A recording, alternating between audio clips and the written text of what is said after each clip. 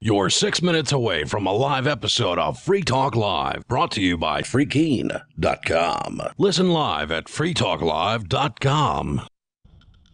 From Keene in the Shire, the Liberty Media capital of the world, this is Daryl W. Perry, host of FPP Radio News for Monday, October 30th, 2017. Silver is trading at $16.73 per ounce. Gold is valued at $1,271 per ounce. Bitcoin is trading at 2.3 cents, and the average price of Bitcoin is $6,124. Antiwar.com reports Spanish Foreign Minister Alfonso Dastis gave an interview to the Associated Press over the weekend in which he insisted the Catalonian president, Carles Puigdemont, has been deposed, that everyone knows Catalonia is not independent, and no one will obey Puigdemont anymore. Dastis insists the Spanish central government is absolutely in charge of the region of Catalonia and that new elections will be held on December 21st. He warned that even if the pro-independence Catalans don't participate in the vote, the result will be final. He added that people are perplexed by the attempt to declare independence and that no one thinks that such a thing would be possible in Europe in the 21st century. In the October 1st referendum, an overwhelming majority of Catalans voted for independence, though Spain insists the vote did not count. The Catalan parliament voted 70-10 on Friday to declare independence and establish itself as a sovereign republic. Spain responded by insisting they're all fired and that all members of parliament who voted yes might be charged with crimes. Dastis said he would not rule out the possibility of Catalonia getting more autonomy in the future, though he said it can never be independent. He added that Puigdemont might be allowed to run in the December 21st election if he was not imprisoned by the Spanish government before then. With Spanish officials very keen to replace the Catalan government with the lone loyalist faction, the Socialist, it is likely that most of the leadership of other regional parties will be rounded up and jailed before the vote in an attempt to preclude Catalonia simply electing an even more pro-independence government. Are you an advocate for free market money? Do you promote Bitcoin as an alternative in a fiat-centric world? Then you need Spendabit in your arsenal, the search engine for things you can buy with Bitcoin. Spendabit aggregates millions of products from thousands of Bitcoin-enabled merchants. Keep your money in the free economy. Visit spendabit.co today. Spendabit.co. UPI reports 3 officers of the Pomona Police Department in California are facing federal charges for physically beating a juvenile and attempting to cover up the assault, according to the Department of Justice. Pomona Police Department Corporal Chad Kenneth Jensen is charged with deprivation of rights under the color of law for allegedly beating then 16-year-old Christian Aguilar Jr. during an incident at the Los Angeles County Fair on September 16, 2015. Jensen is also charged, along with his partner, Officer Prince Taylor Hutchinson, with preparing false reports that attempted to justify the assault. Sergeant Michael Timothy Niederbomer, the Internal Affairs Unit officer who was tasked with investigating the beating, is charged with obstruction of justice for allegedly making false statements to Aguilar's family that were designed to dissuade them from reporting the incident to law enforcement. He is also charged with making false statements to FBI agents who are investigating the alleged civil rights violation by Jensen. The incident was caught on video by a bystander, but police placed the bystander under arrest at the time and edited out parts of the video that showed Jensen punching the teen before submitting it as evidence. However, the full video was obtained by Christian Aguilar Jr.'s attorney, David Gamble. In addition to charges against the teen being dropped, the city of Pomona also paid a $500,000 civil lawsuit settlement to the family of Christian Aguilar Jr. For over 40 years, Roberts & Roberts Brokerage has been a trusted source for buying and selling precious metals. Gold, silver, platinum, and palladium. They don't feed the banks. They're Bitcoin preferred and have removed the minimum purchase amount for all orders paid in the digital currency. Call Roberts & Roberts Brokerage today for knowledgeable advice on buying and selling precious metals and a forward-thinking approach to new technologies. 800-874-9760 or visit online at rrbi.co. Reuters reports most of the NFL's Houston, Texas team knelt in protest as the national anthem was played for Sunday's game in Seattle, an apparent rebuke of team owner Bob McNair for his remarks about inmates running the prison. Backlash over the comment rekindled a national debate over NFL players who have protested racial bias in the U.S. criminal justice system. The opening ceremonies of the Texans' late afternoon game against the Seahawks were not broadcast live on CBS. According to the Seattle Times, only 9 of the Texans players stood for the anthem, but the rest were seated or kneeling, with about 40 players refusing to stand. This has been FPP Radio News, online at fppradio.com. Are you a helpless moron perplexed by the world? Wish there was a device that enabled you to consult the Onion Book of Known Knowledge anytime, anywhere? Then you need the Bookbjorn, the amazing new wearable invention that makes you and the Onion Book of Known Knowledge inseparable. Never again be stumped by the panoply of bizarre objects filling your field of vision. Never take it off. Never be without it. All this for just 4 easy payments of $39.93. The Bookbjorn. The Bookbjorn. And if you call now, you'll receive the special page-turning wand. Turn pages with the greatest of ease. The special reading light to wrench knowledge from utter darkness. The book umbrella to protect the Onion Book of Known Knowledge's precious pages from the elements. Bookbjorn. This $800 value can be yours today. Send a check or money order to the Bookbjorn, care of the Zwiebel Center for Knowledge Studies, 15 Zwiebel Way, Macau, China. Do not hesitate. Buy now. The Bookbjorn.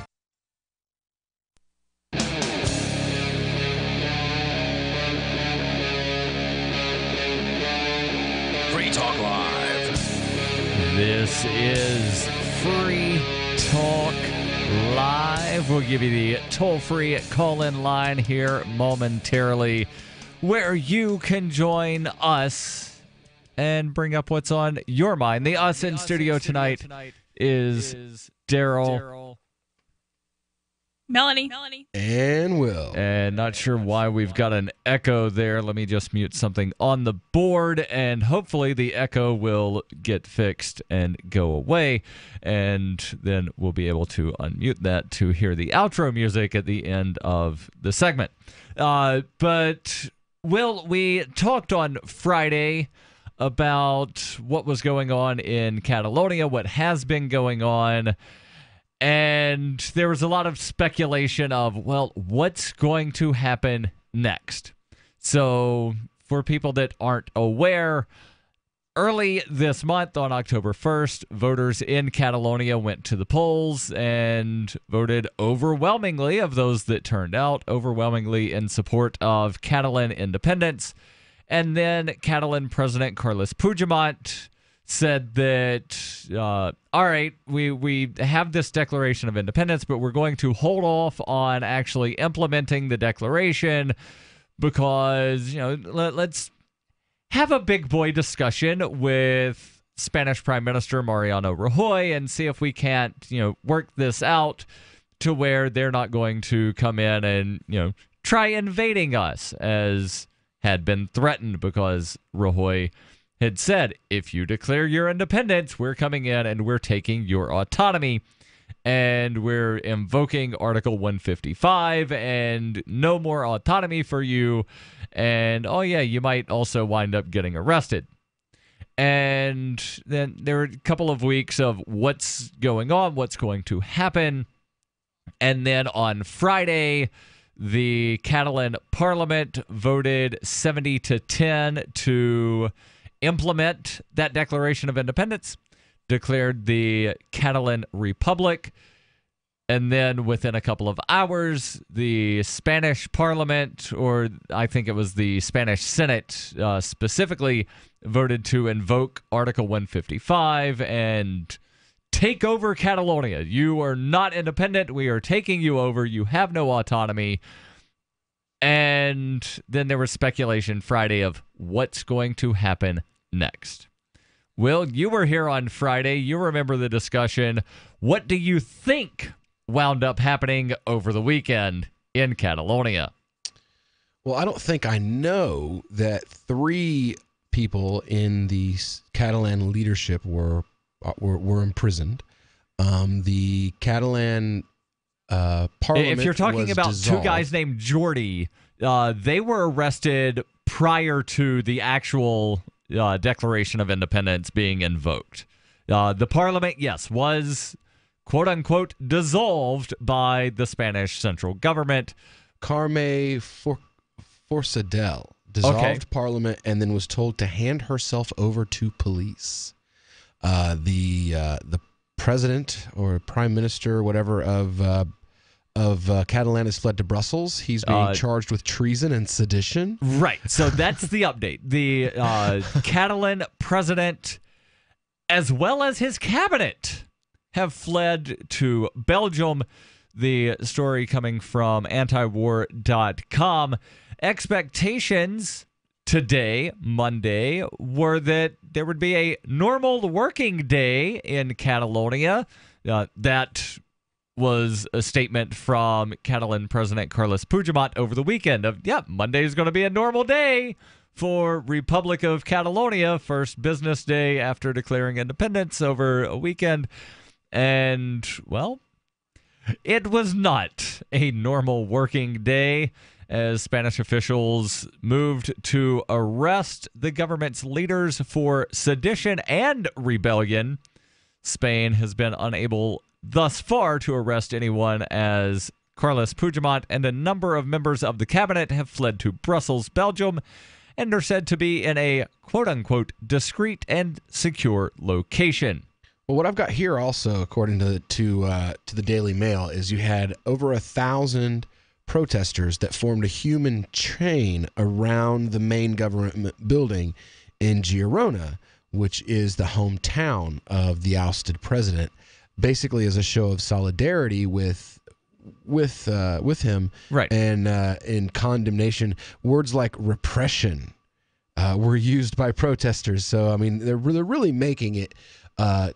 It's not a question or a mystery how the Catalan people feel about what Spain is doing. This is the shots at Fort Sumter, but it's the United States government is firing, not the rebellious South. Right.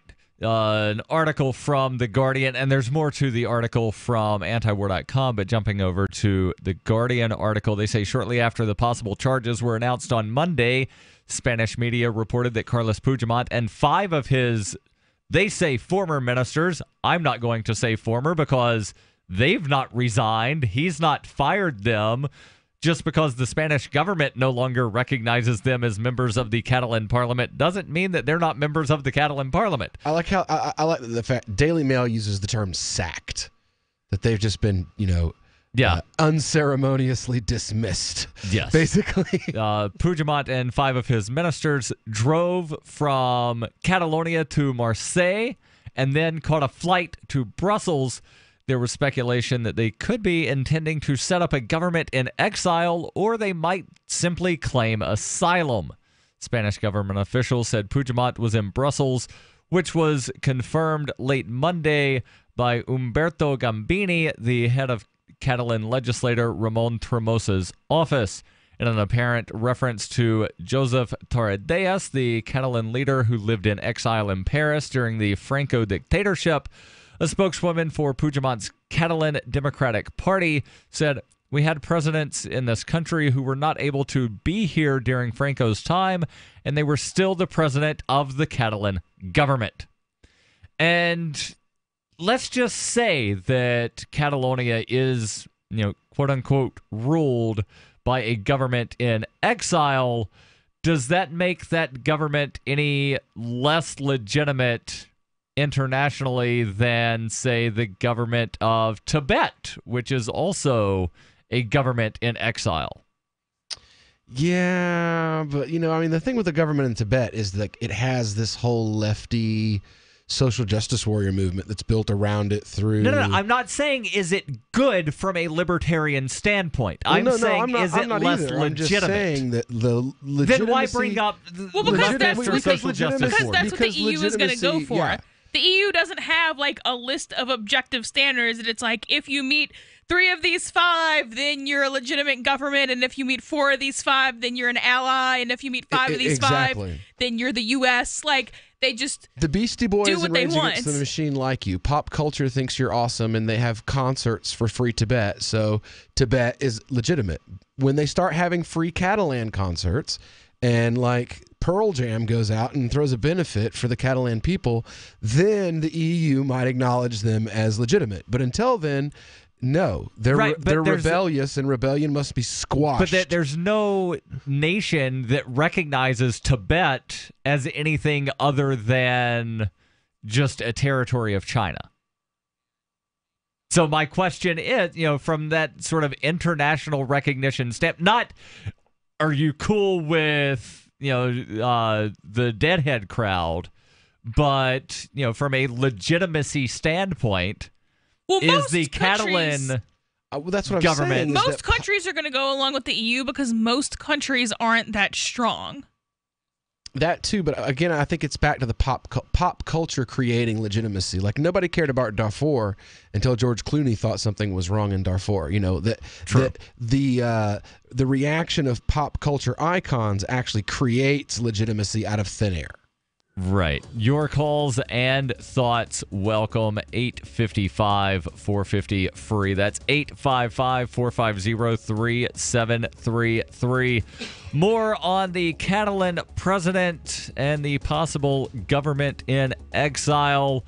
Plus, there was a guy in Michigan arrested for selling bitcoins. We'll tell you about it. This is Free Talk Live. Don't do what I did and run out. If it's working, don't quit. Why would you stop? Why undo all the good that's been accomplished? You've got to feed them right for life. Dynovite is nutrition. If I ever took Roy off of Dynovite. No. When I get to about 3/4. When I get down to the bottom of my box of Dynovite. Oh no, I've got a couple more scoops. It's time to place my order. Dynovite.com. DINOVITE.com. 859-428-1000. Order a 90-day supply of Dynovite for your dog this week. We'll send you a bottle of Super Mega Fish Oil free. Packed with omega-3, DHA, and EPA fatty acids. Super Mega is great for your dog's immune system, healthy skin, and soft, shiny fur. Try Super Omega Fish Oil. Free this week at Dynovite.com. Just feed your dog right. Use Dynovite. Dynovite for life. 859-428-1000. 859-428-1000. DINOVITE.com. I got my Blink home security system delivered right to my door. I downloaded the app and it walked me right through the easy setup. Even with my complicated router system, I was done in like 10 minutes. Now it notifies me whenever something moves in front of the wireless cameras, or I can just check it whenever I want right from my phone. And I got you a deal. Get 3 Blink cams for what the other guys charge you for 1, plus an extra 10% off. Visit blinkprotect.com/FTL. blinkprotect.com/FTL. blinkprotect.com/FTL. Do you want to help build a better financial system for everyone? Join Dash. Dash is Digital Cash, a digital money platform designed to replace cash and help people manage their own wealth. It's fast and easy, fees are low, and transactions are confirmed instantly.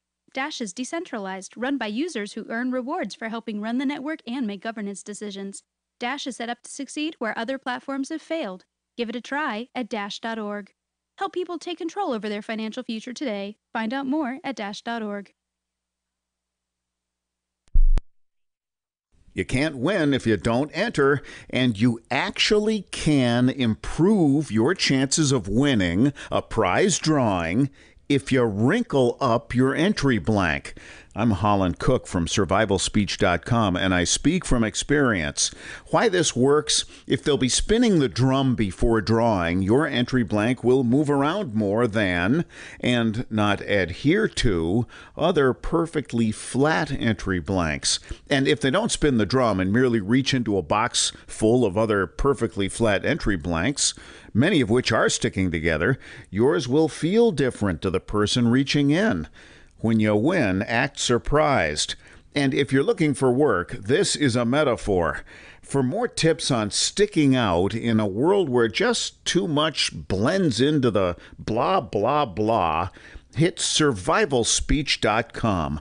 I'm Holland Cook. The 3 most important things you can do for Free Talk Live are: 1, share 1 episode a week on Facebook or in some other social networking site. 2, buy the things you buy online through shop.freetalklive.com. 3, give $5 a month to the AMP program. It's my firm belief that Free Talk Live's AMP program is the best use of your charitable dollar among liberty-oriented organizations. Support all the organizations you love, but make sure you give $5 a month to AMP at amp.freetalklive.com. Imagine, if you will, a virtual world, a symbiotic economy with its own currency, where you can barter your services with others. Symbi.com is a marketplace of real people exchanging skills and services, from web developers, marketers, video production specialists, and teachers of all sorts, to gaming consulting or fitness coaching. Symbi.com is a vast world of people trading freely. Take my word for it, it's an adventure you can't afford to miss. Simbi.com. While our satellite channel is free to listen to, it's not free for us. You can help us cover our satellite costs with the chip-in on the right side of the page at lrn.fm. This is Free Talk Live, 855-450-FREE. That's 855-450-3733. You can call in and join us and bring up whatever is on your mind. The us in studio tonight is Daryl, Melanie, and Will. And we'll get back into the story about the Catalan government possibly in exile, possibly seeking asylum in Belgium. And, of course, we did mention the story about the man in Michigan who is facing some federal charges for selling Bitcoin. You can read more about that and other Bitcoin-related news over at news.bitcoin.com. One of the most recent headlines, Ron Paul. Yeah, you remember Ron Paul, the former congressman and also former presidential candidate. Well, he gave an interview recently where he said government should just stay out of Bitcoin. Let's have actual competing currencies that aren't controlled or regulated by government. We might get into that as well. But, of course, you can find out more about that and other Bitcoin-related news at news.bitcoin.com. Let's go to Skype, where we've got Stefan calling in from Ohio. Stefan, you're on Free Talk Live. Go ahead with your thoughts. Hey, guys. How are you? Doing well. Back off of your microphone about half an inch. Oh, sorry. I'm using the wrong. All right. Is that better? Yes, much better. Go ahead with your thoughts. I'd like to actually talk about the issue in Catalonia right now. The people clearly spoke. They voted. It was a huge margin of which they voted to leave, and I don't understand why the Spanish government is insisting upon them staying. Now, I will ask this question because I was discussing this with some people earlier. Is blocking them from seceding, do you find that a use of aggression and force? Well, they're using aggression and force to do so, so I would have to say yes. I mean, do you think beating people as they vote and then sending in the goons to throw the leaders in cages because you disagree with their non-violent decision, I would say yes, that's definitely a violation of the non-aggression principle and should be met with equal force in defense. So you think it would be justified if the Catalonian people decided to have some sort of an armed revolt? Absolutely. Would it really be an armed revolt to basically fight back against the people that have essentially broken into their collective house? I think that yes, because that's the standing government. So yes, the government is committing aggression against Catalonia, but that doesn't mean that Catalonia isn't also committing aggression, because they're also a government. I realize from the standpoint of the Spanish government, it would be a armed revolt, but from the Catalans' perspective, you couldn't rightly call it a revolt because they see themselves as defending themselves. Well, yeah, right, but they are, but that doesn't make it not a revolt. Man's freedom fighter. So it's not like Spain came into a new territory and was like, oh, this is a cool island. It's mine now. Well, they did that hundreds of years ago. They have a contract, a hundreds-of-year-old contract with each other, and the Catalan people have decided that they no longer want to be privy to this contract, and the people of Spain and the government of Spain are saying, well, you know, we don't care. Right, but that doesn't make it not a revolt. So because they're the sitting power, that's what makes it a revolt. There's nothing wrong with revolts. So any government that you want to revolt against, you know, have at it. There's nothing wrong with that. Well, I think you were driving at a larger point, Stefan. Go ahead with your thought.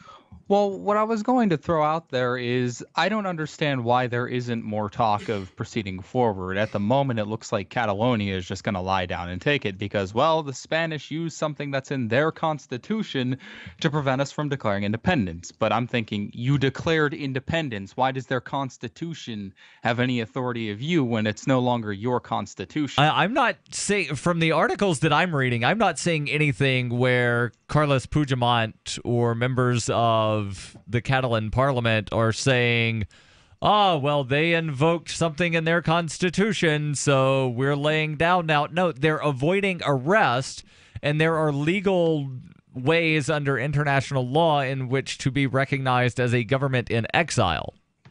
Which to me is just preposterous. I think that what's preposterous? That international law as a concept is preposterous. That there's such a thing as a government in exile. That governments exist. That the guy is trying to avoid being arrested and possibly beheaded.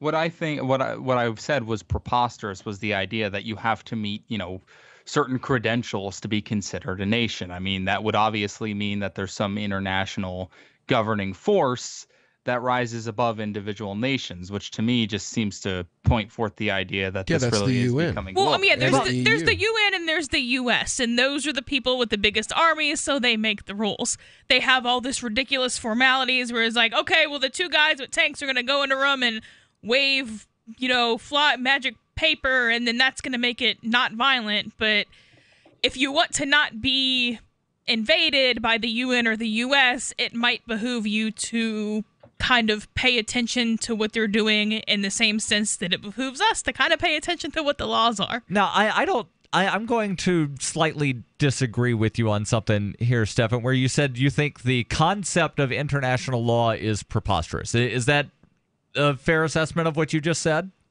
Yes. Okay. As someone who does not believe that coercive governments should exist, there's a concept of rules without rulers, and I see international law as being kind of that same sort of thing. Here are some guidelines, and people and groups wind up recognizing those guidelines, but there's not, the president of the United Nations is the final arbiter. No, that's not how international law works. International law is a contradiction of terms. If it's not backed up by force, then it's not a law. It's just a guideline or a suggestion or a social norm or something like that. So don't... I'm not the one that came up with the term international law. I didn't come up with the term law of physics. I didn't come up with the term the law of gravity, the law of thermodynamics. The word law has, multiple usages in the English language. Take it up with the guy that created the English language, because it's an absolutely horrible one, because we have these words that mean multiple different things. Stefan, thank you for the call. When they say it in them, they say, they be more like guidelines. Instead so if it was just like, let's just all be pirates. I mean, if it was just like, Vietnam is going to think really ill of you, nobody would care. But that's not what it is. It's the UN and the US. It's not really international.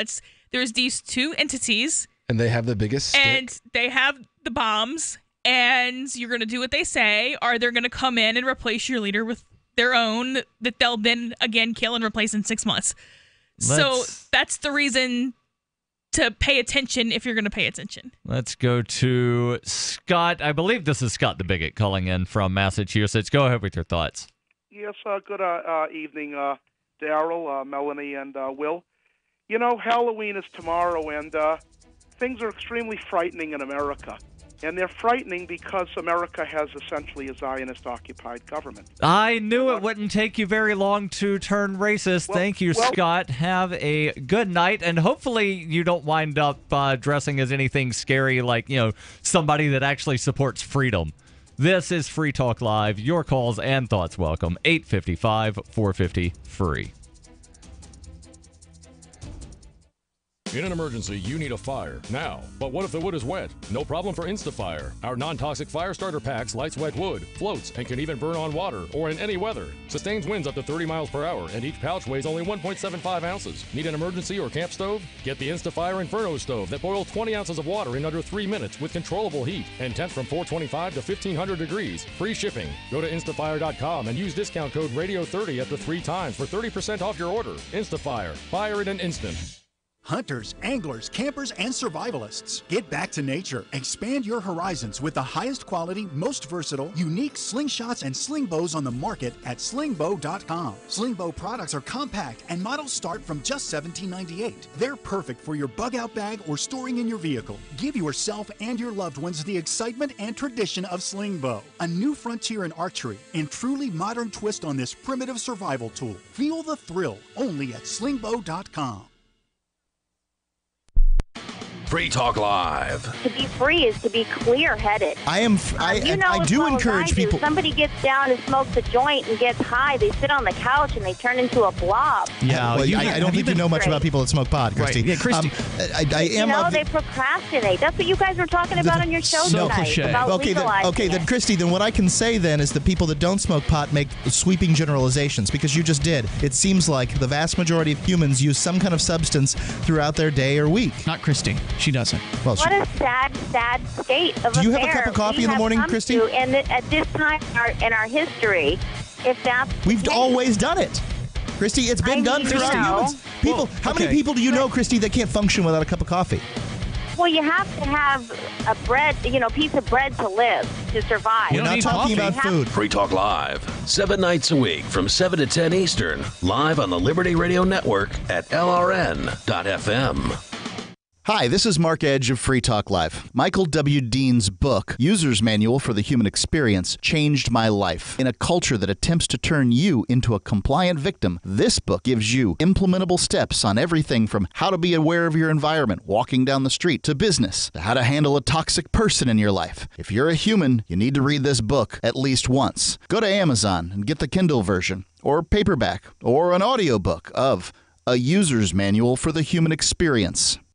Did you know you can watch Free Talk Live during our live show 7 days a week from 7 to 10 p.m. Eastern via our studio cams at cam.freetalklive.com? Plus, you can chat with other listeners while you watch, all totally free. Now that our live video stream is hosted by YouTube, our video archives will be online even faster. So be sure to subscribe to our YouTube channel. Listen, watch, and chat all free at cam.freetalklive.com. That's cam.freetalklive.com.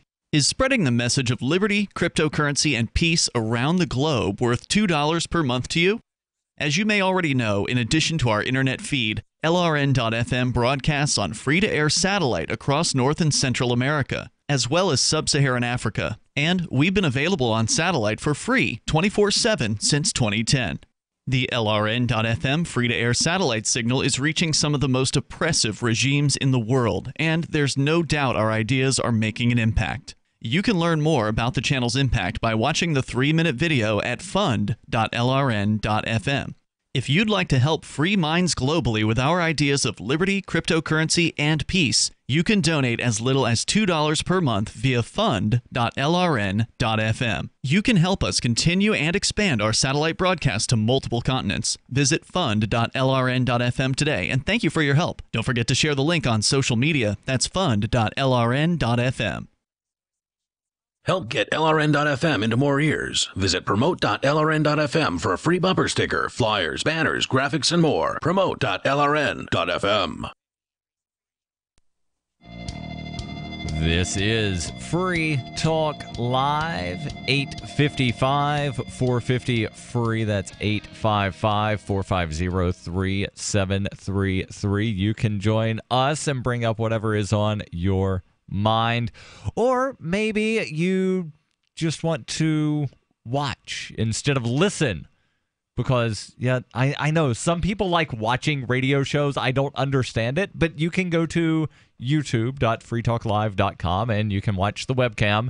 And there's a chat room. You can chat with other listeners / watchers and, you know, have your own sort of little discussions. Doesn't even have to be about what we're talking about.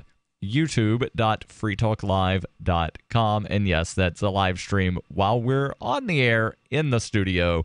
And then, there's the archive. So you can go back and watch from, 3 weeks ago, 6 weeks ago, several months ago, whatever. youtube.freetalklive.com. We've been talking about the newest updates out of Catalonia, where the Catalan president and at least 5 of his cabinet members have fled from Catalonia to Belgium to avoid being arrested by the Spanish central government and charged with sedition and rebellion. We'll get back into that story, but first, to the phones. We've got Dave calling in from Virginia. Dave, you're on Free Talk Live. Go ahead with your thoughts. Hey, I just wanted to let you know I love your show, and I can't give it up. It keeps me up all night. Tune in radio. All right, it's not that I'm a liberty freak, but I love it. But I just, I love everything you guys talk about, and I love the Bitcoin stuff. I love the cryptocurrency stuff. I love the Bitcoin convention. That was great. I was riveted, and I used to be from the Shire. Excellent. Why'd you wind up leaving? Well, long story. It took 2 wives, but moved down here. Back when I lived in Massachusetts, we had a beach house in Hampton, and for about 25 years of my life, and I figured, you know what, I better get out of the same town because nothing good ever happens to someone who stays in the same town they grew up in. Yeah. Well, Dave, thank you for the call. Glad you liked the show. And again, thanks for calling in. Your calls and thoughts welcome. 855-450-FREE. Jumping back into article from The Guardian about, again, Catalan President Carles Puigdemont fleeing to Belgium. Undecided. Latest update that I'm seeing from about an hour ago. He's still undecided as far as whether or not he will attempt to set up a government in exile or seek political asylum in Belgium. But one of the Flemish Separatist Party spokesman, Theo Franken, told the Flemish language broadcaster VTM over the weekend that Puigdemont could be offered asylum in the country. He says it's not unrealistic looking at the current situation, looking at the repression by Madrid and the jail sentences that are being proposed. The question can be asked whether he even has the chance for an honest court hearing. Belgian Prime Minister Charles Michel later clarified that an asylum request from Puigdemont was absolutely not on the agenda. On Monday, Michel's office declined to comment on rumors that Catalan President Carles Puigdemont intended to seek asylum. And again, lawyer for Puigdemont has declined to say one way or another, saying only it's not decided yet. Jumping back to the article from antiwar.com, Spain appears to be in the process of imposing a de facto takeover of Catalonia. Again, on Friday, the Spanish government invoked Article 155 of the Spanish Constitution that revokes the autonomy of one of the autonomous regions, in this case, specifically Catalonia. But without, and again, this from antiwar.com, they say, but without the mass arrest of the leadership, government attempts to impose new elections that install a pro-unionist regional government will be tricky. And as I said on Friday, I think early December or mid-December is really going to be the test of what is the future for Catalonia, because you have someone still claiming to be the Catalan president that has not resigned that position. And then you have the Spanish government saying, nope, we're having new elections to elect new leaders and whatnot in Catalonia. Any thoughts here of what you think may happen, what you want to see happen, what's the best possible outcome here? I think everybody knows what's going to happen. It's going to be one of two things. It's either it's going to get really, really bad, or the Catalan people are just going to roll over and, spread cheek and take it. I mean, that's your options, like it's like rape. You either fight your attacker or you just allow them to do what they want. And that's what's going on. Is your choice is you fight back or you get bulldozed over. That's it. That's the only two options that there are here. Yeah, I mean, Spain's bigger, so at the end of the day, that's the answer. But like this, people are acting like this is some kind of weird, like, oh, there's two governments at the same time. Like, well, yeah, I mean, we're used to living in the States, so even in the States, there's two governments at the same time. Like here, there's New Hampshire and there's the feds, but so whatever state you're in. Well, and then there's in a lot of states, there's the county government, there's the municipal government. But there's not competing right, that's what makes this interesting. But that's not abnormal throughout the world and throughout history. I mean, a government is nothing but a gang. There's more than one gang in a city. Like in cities that have gangs, like it's not... Right, and amazing that there's more than one criminal organization in the same geographical area. Like, right, well, yeah, there is. Obviously. This is not, the only time that there's been contested area. There are a lot of contested areas in parts of the former Soviet Union.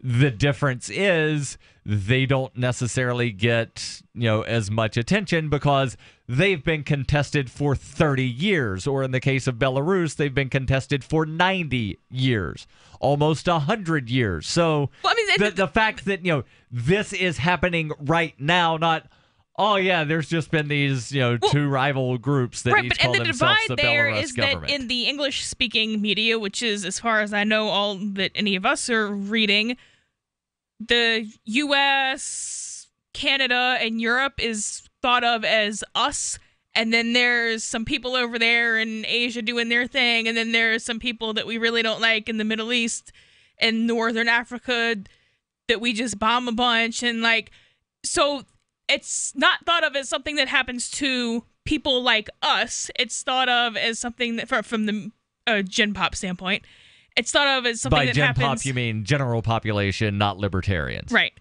So it's thought of as something that happens in other places, but there's no guarantee that Europe and the States and Canada are going to be these nice, peaceful... I mean, in the U.S., you have that to some extent because they have a bunch of nukes, but you don't really have that. There's no guarantee that everybody's just going to frolic along peacefully. Right, and something that I think is rather interesting, I've not seen a lot of news about Kurdistan, where Iraqi Kurdistan, just a few days prior to the vote in Catalonia, also had a vote, also overwhelmingly voted for independence. The Turks and the Iranians have said that they would oppose Iraqi Kurdistan becoming independent because both of those countries have fairly sizable Kurdish minorities in, regions that they refer to as Kurdistan within their countries. And they fear, well, if Iraqi Kurdistan becomes independent, then Iranian Kurdistan and Turkish Kurdistan will also want to become independent to join them, and we just can't lose our territory. And Iraqi Kurdistan has lost a good bit of their territory that they had seized during the war against the Islamic State. So there are questions about what will happen with Kurdistan as well. Your calls and thoughts welcome. 855-450-FREE. Earlier this year, after many years of conflict over the direction of Bitcoin, the creators of Bitcoin Cash did just what they were told to do. They forked off. Now there are two Bitcoins, the one that is run by the big bank patsies, and Bitcoin Cash, the one that stays true to the creator's vision. Bitcoin Cash has surprised many with its relevancy and staying power, and the price reflects it. If you believe that Bitcoin was meant to be a low-cost, easy-to-use, peer-to-peer currency that could bring economic freedom to the world, you need Bitcoin Cash. Get your Bitcoin Cash wallet right now at bitcoin.com. This is Ed Lukasevic. And Cindy Lukasevic at Dinovite. This year, whenever you order a 90-day supply of Dinovite for your dog, we'll send you a free sample of one of the other doggy things we make. Like Liquid Chops, Super Mega Fish Oil, or Doggo Suds Shampoo. What's on your dog's wish list? We'll offer a different freebie each week at Dinovite.com. Don't you just love the sound of healthy, happy dogs? Dinovite is nutrition. Dinovite for life. DINOVITE.com. Are you tired of paying fees and commissions to that other site? I know you are. And I'm here to tell you about a great alternative to sell your stuff. BuySellMakeOffer.com is the best-selling site to ever come along. It doesn't matter what you're selling, big or small, it's easier than ever. And you can use Skype to show your items and get to know your potential buyer, and they can see that you are for real. No more blind trust. And you're not limited to snapshots. You can video what you're selling to better sell it fast. For as little as $9.95, and that's after a free 30 days, you can sell everything you no longer want with absolutely no fees, ever. Go right now to BuySellMakeOffer.com and become part of a community of buyers and sellers who have already discovered this revolutionary way of getting it sold online. That's BuySellMakeOffer.com. You'll never regret making the switch. BuySellMakeOffer.com. So, what are you waiting for? Hi, I'm Derek J. I don't want a politician to represent me. To me, government is the idea that one group of people can coerce everyone to comply with an edict or face increasing punishments up to and including death. Despite perhaps the most noble of intentions, the best government services are a far cry from what could be provided for by voluntary interactions.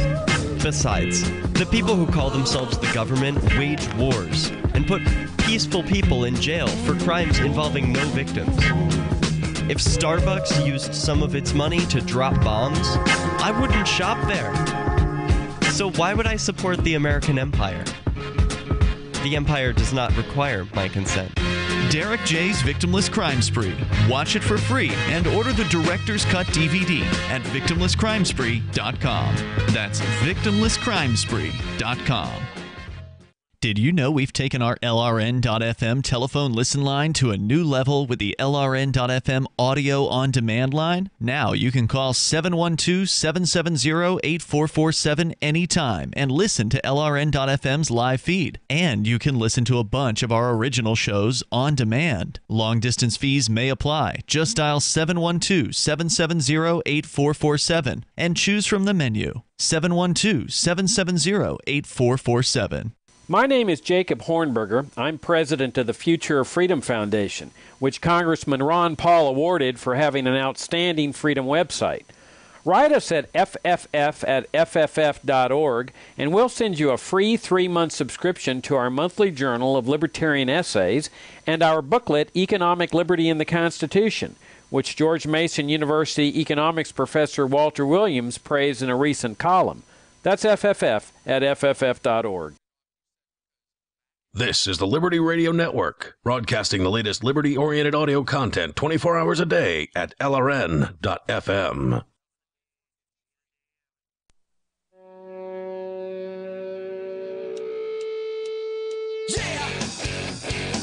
This is Free Talk Live. 855-450-FREE. That's 855-450-3733. We've been talking about Catalonia because, well, it's been in the news a lot recently because, doesn't happen very often that you have a region attempt to secede from another country and then the larger country says you can't secede and we're going to arrest all of your people, and they're like, nope, we're not getting arrested, we're going somewhere else and possibly setting up government in exile. And then that leaves the question of what actually happens to the Catalan people. So you're more than welcome to comment on that, or we're about to jump into this article about a Michigan man arrested for selling some Bitcoin. Now, Will, you've got the story. You'll tell us about it, but let's talk nutritional supplements for a minute. Over 60% of Americans take a nutritional supplement, and for good reason. Nutrient depletion of the soil, coupled with dependence on processed foods, has left most people deficient in essential nutrients. But where do you start? If you go see a naturopath, you'll likely be told that a cheap vitamin and mineral supplement just doesn't cut it. You also need probiotics, enzymes, antioxidants, and other nutrients. By the time it's all said and done, you're buying 5 bottles of products and spending $150 a month. If this is a situation that you've experienced, then you need to know about Whole Food Multi-Complete.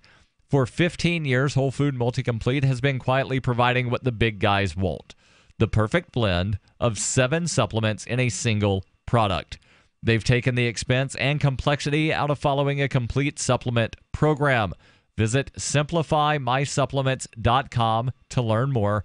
Enter coupon code FTL to receive 10% off your order every time you order, and satisfaction is guaranteed or your money back. And they take Bitcoin.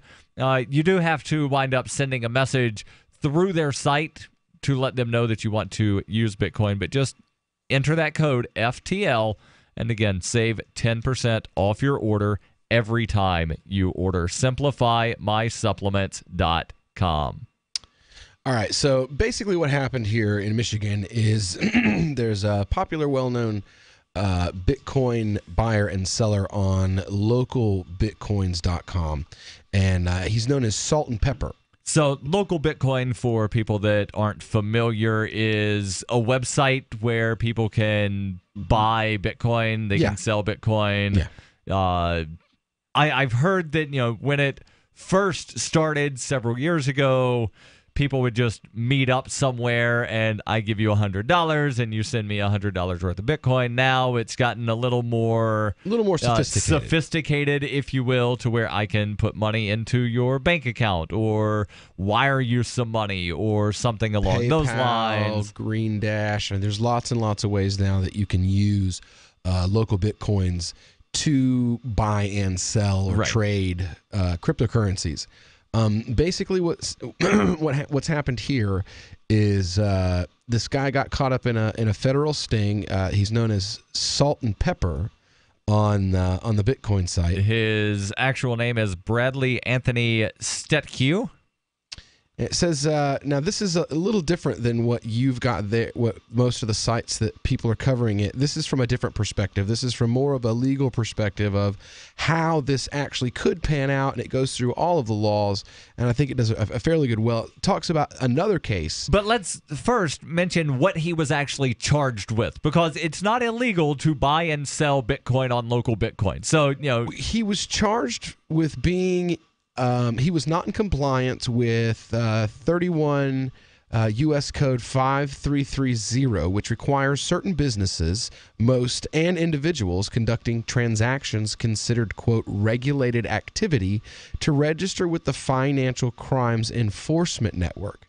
FinCEN. We've discussed FinCEN previously. Now, in short, he was charged with being an unlicensed money operator, unlicensed money transmitter. Well, what this article, and I've looked up the statute here, according to the law, he may technically not be guilty of what they're charging him with. It says here, a money transmitting business. There's a huge percentage of people that wind up being charged with things that they are technically not in violation of, but they still wind up being found guilty. Yeah. Well, it says here that he's supposedly has an unlicensed money transmitting business or money transmitting service. Now, according to the law, that is the term money transmitting business means any business other than the United States Postal Service, which provides check cashing, currency exchange, or money transmitting or remittance services, or issues or redeems money orders, traveler's checks, or other similar instruments to any other person who engages as a business in the transmission of funds, including any person who engages as a business in the informal money transfer system, or any network of people who engage as a business in facilitating the transfer of money domestically or internationally outside of conventional financial institutional systems. But What was that very first thing you read about converting currency? Mm-hmm. Yeah. That's what they're saying he did. As a business, he's not. He's day trading currency. If I go to Capital One and open an account and day trade currency, which probably wouldn't be a good place to do that, but if I go to some site that lets you day trade and I day trade currency, I don't have to register with FinCEN. Well, he's not technically in violation of the law, though, because at least according to Michigan statutes, virtual currency... He's not charged with violating Michigan statute. I don't think the American government sees it as a currency either. The Financial Crimes Enforcement Network has considered it a currency. The Internal Revenue Service says it's a commodity. So you have conflicting definitions at the federal level, and they like that there are conflicting definitions because then they can treat it however they want to treat it depending on the circumstance. And in this circumstance, it's to their benefit that, well, FinCEN says it's a currency, and FinCEN is the one that prosecutes this thing, and so therefore currency when FinCEN is talking. Right, but even under that, he's even under the currency definition. So if I go to Canada a lot, and when I get back, I'm like, oh, well, I had this money left, and I go on Craigslist or whatever, and I'm like, okay, well, I have some Canadian dollars. Who wants to trade them back for reserve notes? That's not illegal. I can do that. But hold on. Are you selling those Canadian dollars at a markup with the intent to profit? Because that's really what business entails, is you sell something with an intent to profit. Right, but it would be really difficult to sell Bitcoin at a markup. No, it's not. That's what happens on local Bitcoin all the time. We'll continue with the article here. I'm looking at the laws and the way that they're worded, and yeah, the FinCEN sees him as an exchanger of convertible virtual currencies, offering the purchase and sale of U.S. dollars. So he's saying you can, if you're selling Bitcoin, then you're saying you can purchase these Bitcoins in U.S. dollars, which makes it an exchange. Right. So to use your example of you went to Canada, that's not exactly what he did. What he did is he set up a booth on the corner that says, got foreign currency? I'll change it to dollars. FinCEN says you need a license to do that. Well, FinCEN says you need a license to do that in any increment in excess of $2,000. And what he did was he knew, because all the articles I've read about this state, that he even says to the federal agents that he can't do transactions in excess of $2,500 because he just feels that's a number that makes him feel good. But he breaks his own rule and goes and does an in-person transaction for $12,000, which violates the $3,000 and $10,000 thresholds for cash transaction reports and the $2,000 threshold for suspicious activity reports that have to be filed in the case of transferring currencies between two individuals or two businesses. And the article that I'm seeing from clickondetroit.com, they say that undercover agents bought over $55,000 worth of Bitcoin from user Salt and Pepper over the course of 6 meetings, which puts that at about an average of $90, $100 per transaction, roughly. Yeah. And is there more to this? Yeah. I've got more here to this. I mean, they're talking about the one that I've got here actually talks about the law itself. And like, this is the first time PayPal has ever been named in one of these types of indictments. All right, so we'll jump into it, plus your calls and thoughts. 855-450-FREE. That's 855-450-3733. This is Free Talk Live. Attention type 2 diabetics. If you or a loved one has taken Invokana, Invokamet, or Invokamet XR or other inhibitors for type 2 diabetes and suffered amputation of the toes, feet, or legs, you may be entitled to substantial financial compensation. The FDA has warned that Invokana, Invokamet, or Invokamet XR and other inhibitors for type 2 diabetes cause an increased role in amputations of the toes, feet, and legs. If you or a loved one has taken Invokana, Invokamet, or Invokamet XR or other inhibitors inhibitors for type 2 diabetes and suffered amputation of the toes, feet, or legs, you may be entitled to substantial financial compensation. Act now. Time is limited to file a claim. For a free consultation and free information, call Injury Help Desk at 800-475-7607. That's 800-475-7607. Again, 800-475-7607. Call now. This is an advertisement. Paid non-attorney spokesperson. www.injuryhelpdesk.com is responsible for this advertisement. Principal office, Las Vegas, Nevada. Radio is the most personal of mediums. I exist right now in your head. If you listen to Free Talk Live regularly, you know me. Free Talk Live is on more than 160 radio stations around the U.S. and has been downloaded on every continent around the world. Hundreds of thousands of listeners with ad packages from $600 a month to $6,000 a month. Imagine what we can do for your business, project, website, or idea. Email me, mark@freetalklive.com. If you want to know the latest about Free Talk Live before we go on the air, all you need to decide is how you want it delivered. It's your choice. Visit news.freetalklive.com. You can get emailed announcements and participate in contests via our email updates list. Plus, we have a Twitter account that you can follow and a Facebook page where you can become a fan. So visit news.freetalklive.com to get news about Free Talk Live as soon as it's announced and the way you want it delivered at news.freetalklive.com. That's news.freetalklive.com. You're listening to the live edition of Free Talk Live. Hour number 2 is next after the news here on the Liberty Radio Network at LRN.FM.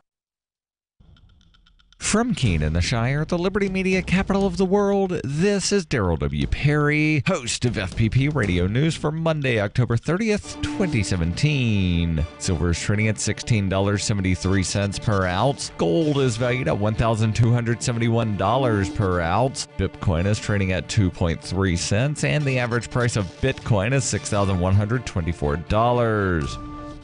Antiwar.com reports Spanish Foreign Minister Alfonso Dastis gave an interview to the Associated Press over the weekend in which he insisted the Catalonian president, Carlos Puigdemont, has been deposed, that everyone knows Catalonia is not independent, and no one will obey Puigdemont anymore. Dastis insists the Spanish central government is absolutely in charge of the region of Catalonia and that new elections will be held on December 21st. He warned that even if the pro-independence Catalans don't participate in the vote, the result will be final. He added that people are perplexed by the attempt to declare independence and that no one thinks that such a thing would be possible in Europe in the 21st century. In the October 1st referendum, an overwhelming majority of Catalans voted for independence, though Spain insists the vote did not count. The Catalan parliament voted 70-10 on Friday to declare independence and establish itself as a sovereign republic. Spain responded by insisting they're all fired and that all members of parliament who voted yes might be charged with crimes. Dastis said he would not rule out the possibility of Catalonia getting more autonomy in the future, though he said it can never be independent. He added that Puigdemont might be allowed to run in the December 21st election if he was not imprisoned by the Spanish government before then. With Spanish officials very keen to replace the Catalan government with the lone loyalist faction, the Socialist, it is likely that most of the leadership of other regional parties will be rounded up and jailed before the vote in an attempt to preclude Catalonia simply electing an even more pro-independence government. Are you an advocate for free market money? Do you promote Bitcoin as an alternative in a fiat-centric world? Then you need Spendabit in your arsenal, the search engine for things you can buy with Bitcoin. Spendabit aggregates millions of products from thousands of Bitcoin-enabled merchants. Keep your money in the free economy. Visit spendabit.co today. Spendabit.co.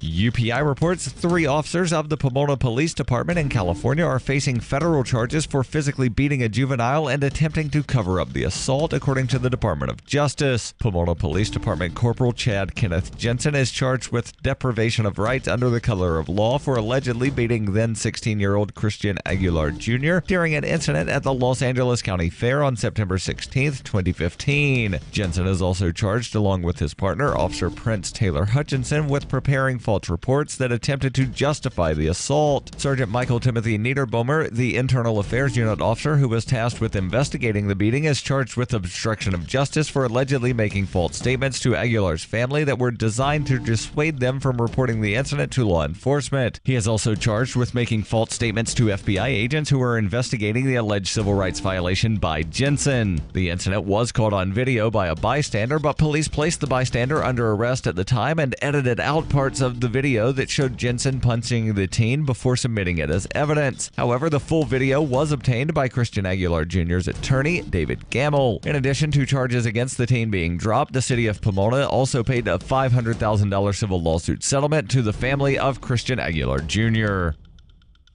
For over 40 years, Roberts & Roberts Brokerage has been a trusted source for buying and selling precious metals. Gold, silver, platinum, and palladium. They don't feed the banks. They're Bitcoin preferred and have removed the minimum purchase amount for all orders paid in the digital currency. Call Roberts & Roberts Brokerage today for knowledgeable advice on buying and selling precious metals and a forward-thinking approach to new technologies. 800-874-9760 or visit online at rrbi.co. Reuters reports most of the NFL's Houston, Texas team knelt in protest as the national anthem was played for Sunday's game in Seattle, an apparent rebuke of team owner Bob McNair for his remarks about inmates running the prison. Backlash over the comment rekindled a national debate over NFL players who have protested racial bias in the U.S. criminal justice system. The opening ceremonies of the Texans' late afternoon game against the Seahawks were not broadcast live on CBS. According to the Seattle Times, only 9 of the Texans' players stood for the anthem, but the rest were seated or kneeling, with about 40 players refusing to stand. This has been FPP Radio News, online at fppradio.com. According to a new report, the vast majority of Americans simply want to be safe, happy, rich, comfortable, entertained, thin, and romantically fulfilled. The Onion spoke to a few of the survey's respondents who also claimed they want to be healthy, fulfilled, and successful and energized at all times. All I want is a low-stress job, a nice house, affordable health care, and low gas prices, you know? It'd be nice to have a 35-hour work week, delicious food that's actually good for me, strong friendships, and free high-speed Wi-Fi wherever I go. I think I'm entitled to wealth, love, cheap education, a fair legal process. According to the survey, 63% of all Americans want their summers to be hot but not too hot. 85% want the government to stop all wars, end world hunger, and make quick and easy weight loss possible. 93% want to be emotionally satisfied, plus a soulmate, unconditional love from their parents, and a big happy dog. This is the Onion News Network.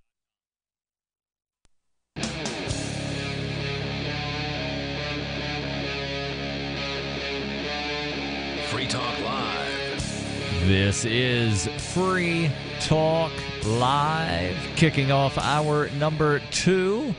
You can join us, 855-450-FREE. That's 855-450-3733. In studio, it's Daryl. Melanie. And Will. And Will, you have been telling us about a guy from Michigan, Bradley Anthony Stetkew, also known as Salt and Pepper on local Bitcoins, or should say formerly known as Salt and Pepper on local Bitcoins. Yeah. He wound up getting arrested by some federal agents and charged with federal crimes for what Click on Detroit refers to as operating an unlicensed money transmitting business, which is not the actual text of the statute. But again, you went over the text of that. And according to FinCEN, which is the Financial Crimes Enforcement Network, they say that Bitcoin is currency. The IRS, that's the Internal Theft Service, they say that Bitcoin is commodity like gold, silver, peanut butter and jelly sandwiches. You calculate a capital gain or capital loss at the end of the year based on whether you accepted these and it went up or went down. But again, I personally believe that the federal government likes having this, sort of conflicting definition, because then they can use whichever definition they want to when it benefits them. And you have an article that looks at this not just from the facts of this man sold $55,000 worth of Bitcoin to undercover agents over the course of 6 meetings, and here's what he's charged with. But this looks at it from sort of the legal standpoint of, did he actually violate anything?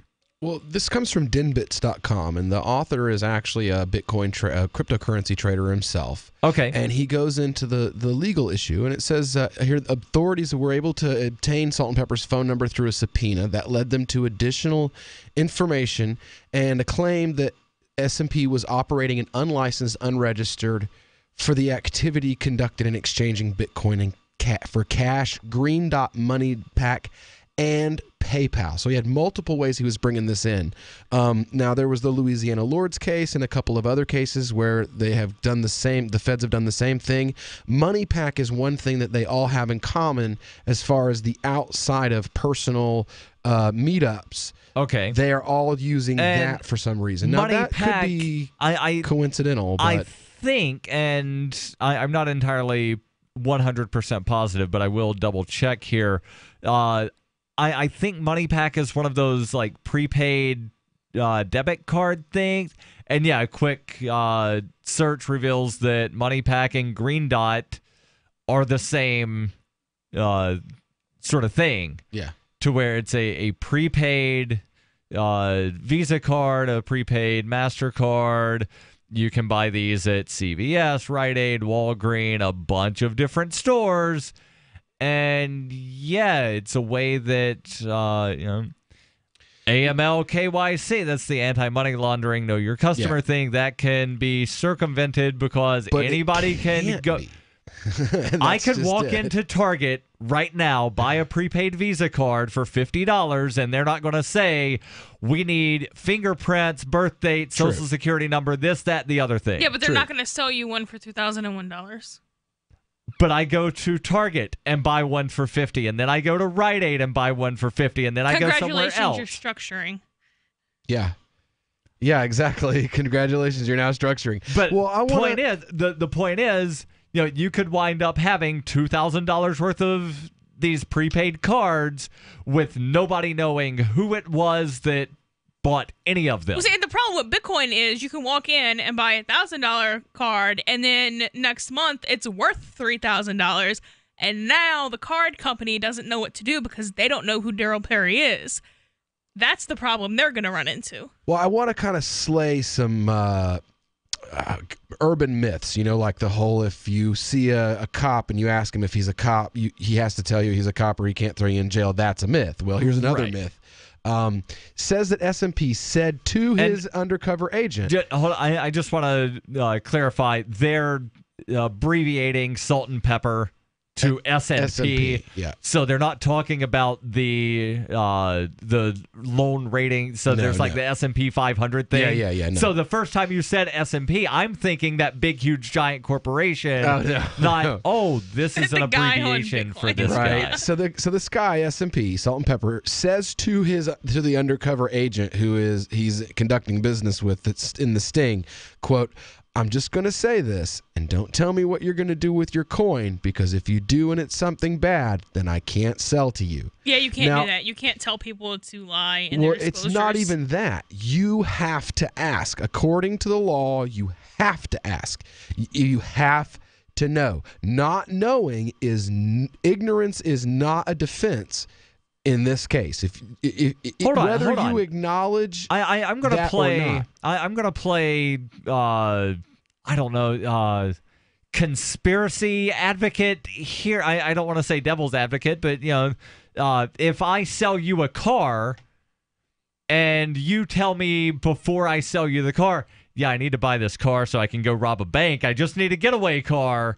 I'm not going to sell you that car, but if you just say, hey, Daryl, I want to buy this car, I don't need to ask you, tell me everything you're going to do with this car. Because a car is not currency. Yeah, Basically, because a car is not currency. Right, and it but gets even better, a handgun isn't currency, but if somebody says, I want to buy this handgun so I can go kill people, then you right, can't because they're sell saying, that. I want this to commit a crime. If somebody tells you, I'm going to use this item to commit a crime, then no, you cannot then sell them that item. What they're saying here is according the same to the sort law, of thing. If you don't know that they're going to commit a crime, you Doesn't can't matter. be held liable for you sold a car and they used the car. If it's reportable, you have to ask laws. them the questions. Under anti-money laundering laws, you can be held accountable. No, if they tell you, I'm using this to fix the roof of my house, and then they turn around and instead buy 100 kilos of heroin, that's not your problem if you had no reason to know that. But you still have to fill out the forms if it's reportable. Well, not just that. If you But come, he's if not you come charged to with me, not filling out the form. He's not registered, so he didn't. But here's why that's important. If you come to me and you try to buy Bitcoin from me, and you say, and I say, well, what do you need it for? And you say, and even if it's $5 worth, you say, I'm going to buy a bag of weed with it. I am required. You are now committing a crime. Well, no, I am required by law to file an SAR report, which requires me to be registered. Suspicious activity report. Which requires me to be registered with the Financial Crimes and Enforcement Network. So, are you sure that's not only for people who are otherwise required to be registered? According to what this guy's saying here, the law itself basically says that if you are doing money and if they're treating Bitcoin like money, which in this FinCEN is, in this instance, then even if it's $5, if we are having that transaction and me as a business doing this with you, then I got to write the paperwork out. You have to fill out the paperwork, right? But I was saying that's, which means you have to register. That so if you're not registered, like you that can't would be a rule fill the right. paperwork out. So, right, this seems, and I see what you're saying, and I think Melanie's understanding is, going past what you're saying here.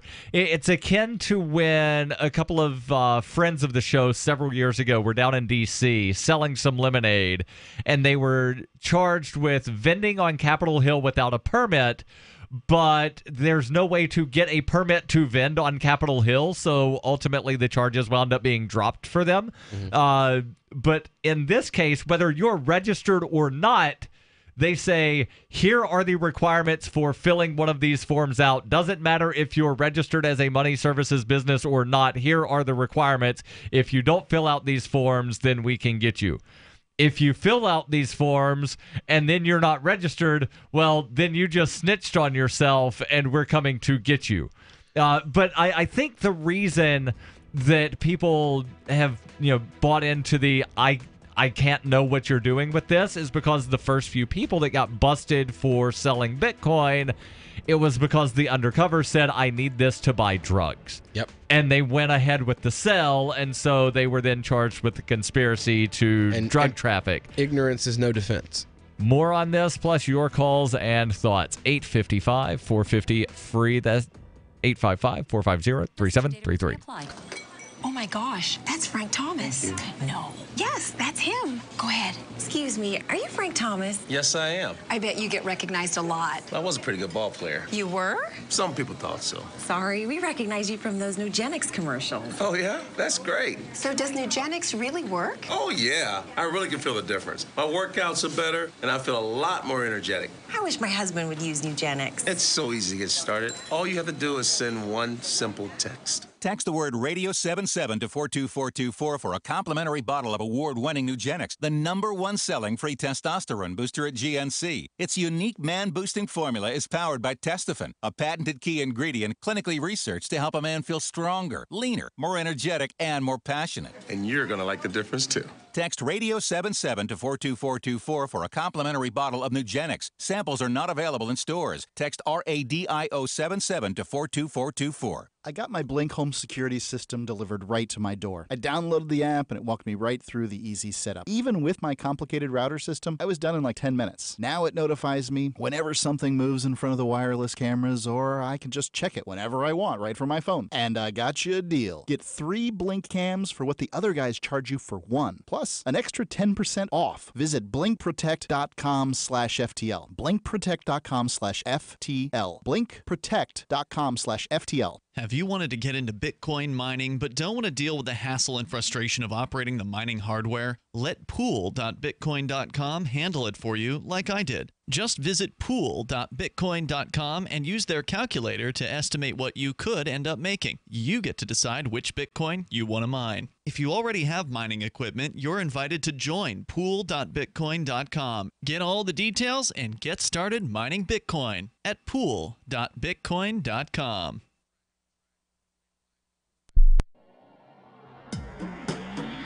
Free Press Publications is an independent, alternative media and publishing company founded in June 2009 with the mission of ensuring a free press for the freedom movement and is committed to spreading the message of peace, freedom, love, and liberty.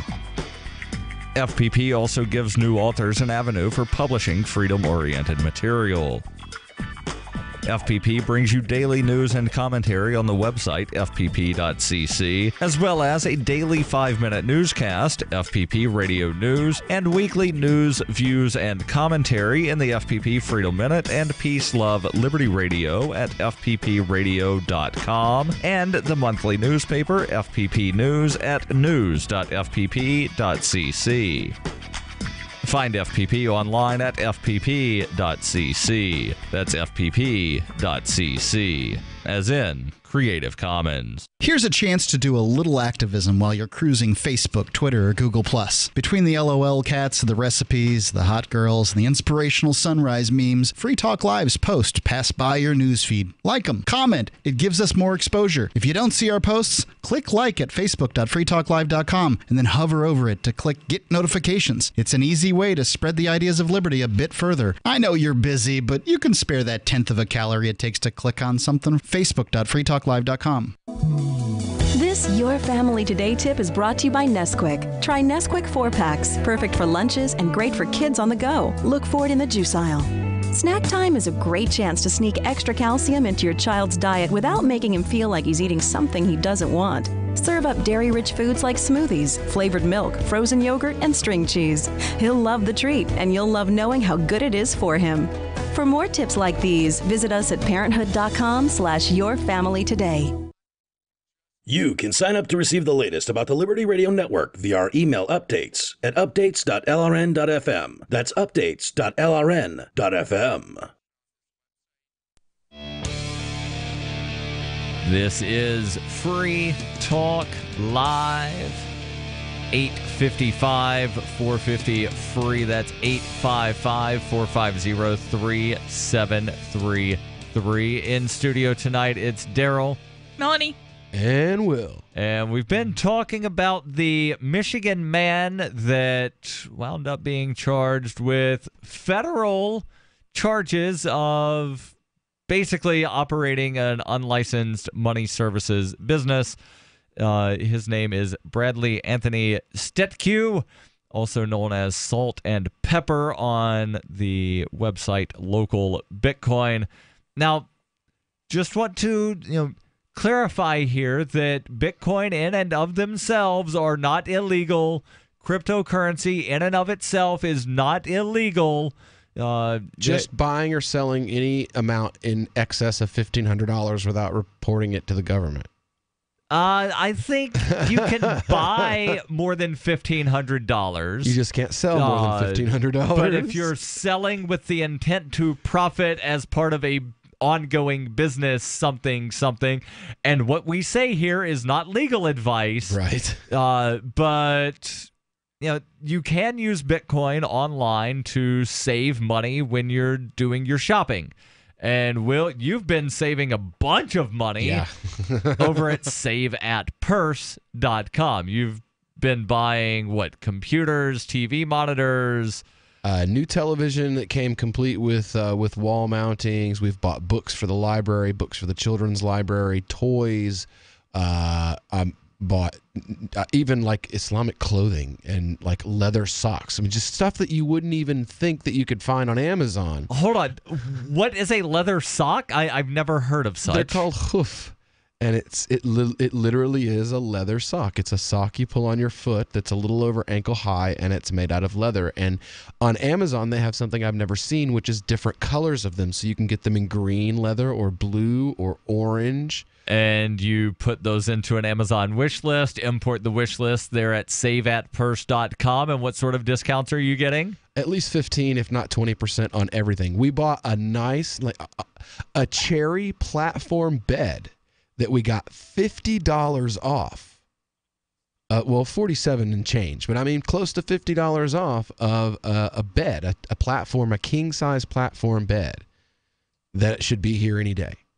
Excellent. And you're saving a bunch of money. 15, I've been using it for a couple of years. I've saved several $100s. Saveatpurse.com. Now, some people will say, what's the catch? Well, you fund the account with Bitcoin or other cryptocurrencies, and that's how you wind up saving, because people are buying the Bitcoin at a markup, and you get the items, and everybody winds up being happy. Saveatpurse.com. Now, let's jump back into the article here from DenBits about the Michigan man, again, Bradley Anthony Stetke, also known as Salt and Pepper. You've just been abbreviating S&P because that's how it's written in the article here, where this investigation had been going on for quite a while. Back in 2015, he told an undercover agent, quote, "I'm just going to say this, don't tell me what you're doing with your coin, because if you do and it's something bad, I can't sell to you." Now, part of what he said is factual. If the guy says, I'm going to buy this and then do illegal things, he can't make that sell. Now, what the article here says is that not only can't he make the sell, but he's then under FinCEN regulations required to fill out a suspicious activity report.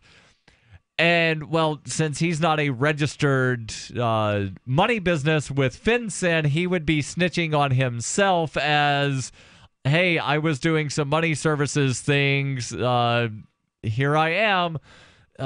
So, yeah, it's this, I don't want to say a legal gray area, but it's kind of, he's between a rock and a hard place. Well, you have to be registered with this federal commission in order to file the report.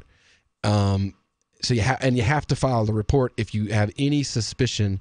Right. Everybody is required to file a report if XYZ. If someone comes to you and buys more than $2,000 worth of Bitcoin, you have to file. If they buy more than $10,000 worth of Bitcoin, there's another place you have to file. And at $3,000, there's a third place that you have to file. So there's 3 different thresholds and 2 different government documents that you have to file to a single government agency that you have to be registered as a business with in order to file the documents to begin with. Right. And let's continue on here. And Will, you were actually saying, like you need to dispel the myth of the whole, sort of don't ask, don't tell. And again, I think part of this came about because back in Florida a couple years ago, there were the pair of guys that wound up being arrested for, selling Bitcoin, but really they were arrested on some kind of conspiracy to drug traffic because the undercover said, hey, I need this to buy drugs online. And they were like, yeah, we don't care what you're doing with it. Give us money. Here's Bitcoin. So let's jump back into the article here. Well, basically what it says from here on is that, unfortunately, he is charged in a federal court because had it been the state of Michigan, according to the state of Michigan, he's not violated any laws that the state of Michigan have. And again, like you said before, with the United States, you have conflicting positions of 2 federal agencies, one saying it's a currency or will at least be regulated as a currency, and the other one saying, well, but we're going to regulate it as a currency but tax it as a commodity. Right. And then you've got a third entity that we've not even talked about tonight. We did talk about, I think, on Friday, the Federal Elections Commission, where they say you're allowed to take it and it's an in-kind contribution until you want to use it, and then you have to sell it for cash, and then it becomes cash, and something. But to sell it for cash, you need to register with the financial services and file all of your proper reports. You can convert. I could go to Coinbase right now and convert some of my Bitcoin to cash, and I don't have to register. Coinbase, who's doing the transacting, they're that third party. They register, but they don't have to register because they're in Finland or something like that. Because no, Coinbase is. They're local bitcoins. Local bitcoins is right. No, I'm saying Coinbase. Yeah, Coinbase is an American. I could go to Coinbase and convert Bitcoin to my bank account. I don't have to register as a money business because I'm not converting it for the purpose of business. I'm not converting it for the purpose of making profit, and that's where they're hitting some of these sellers on local Bitcoin. And again, this guy, over the course of 6 different meetings with undercovers, sold 55,000. So they've got you repeatedly sold, so therefore there's a pattern, and it appears activity, yeah. Well, it's just here's a pattern, so it appears as though you were doing this as a business because you did it more than one time. If you only sell something one time, that's not a pattern of, you're selling this for the purpose of making profit for doing business. This is not your job. It's you sold something one time. And again, the feds are going to go where? To the federal court, and the federal court's going to interpret federal law in the manner that's most favorable to the feds. ProPure water filters. Most trusted, most tested. Right now, you can save 25% on the ProPure Nomad gravity system. Visit an authorized ProPure dealer for details. That's PROPUR. Advertising your business with GCN is simple, effective, and more affordable than you might think. Visit advertise.gcnlive.com for more info. Take your business to the next level. That's advertise.gcnlive.com. In an emergency, you need a fire now. But what if the wood is wet? No problem for InstaFire. Our non-toxic fire starter packs lights wet wood, floats, and can even burn on water or in any weather. Sustains winds up to 30 miles per hour, and each pouch weighs only 1.75 ounces. Need an emergency or camp stove? Get the InstaFire Inferno stove that boils 20 ounces of water in under 3 minutes with controllable heat and temps from 425 to 1500 degrees. Free shipping. Go to instafire.com and use discount code RADIO30 up to 3 times for 30% off your order. InstaFire. Fire in an instant. On Free Talk Live, we're bringing people to the ideas of liberty every day. From wrestling superstars like Glenn Jacobs. You guys really are having an impact, I believe. Like I said, a lot of where I am now is due to listening to Free Talk Live. You changed my mind on some very important issues years ago. To random people tuning in on the radio. I was kind of stuck in the left-right paradigm. I heard your show by chance on a Saturday night. From there, I went on, joined the Free State Project, and become an amplifier. So, I mean, that's really the reason why I amp is because I know that if it wasn't for you guys being on as many stations as you are, I never would have found the ideas of liberty. Your amp will directly change more lives by getting Free Talk Live in front of people looking for talk radio online and on the air. When you amp Free Talk Live, you get perks like access to the AMP-only Facebook group and AMP podcast. Visit amp.freetalklive.com. What do you shop for that you could otherwise buy at Amazon? Pretty much everything, right?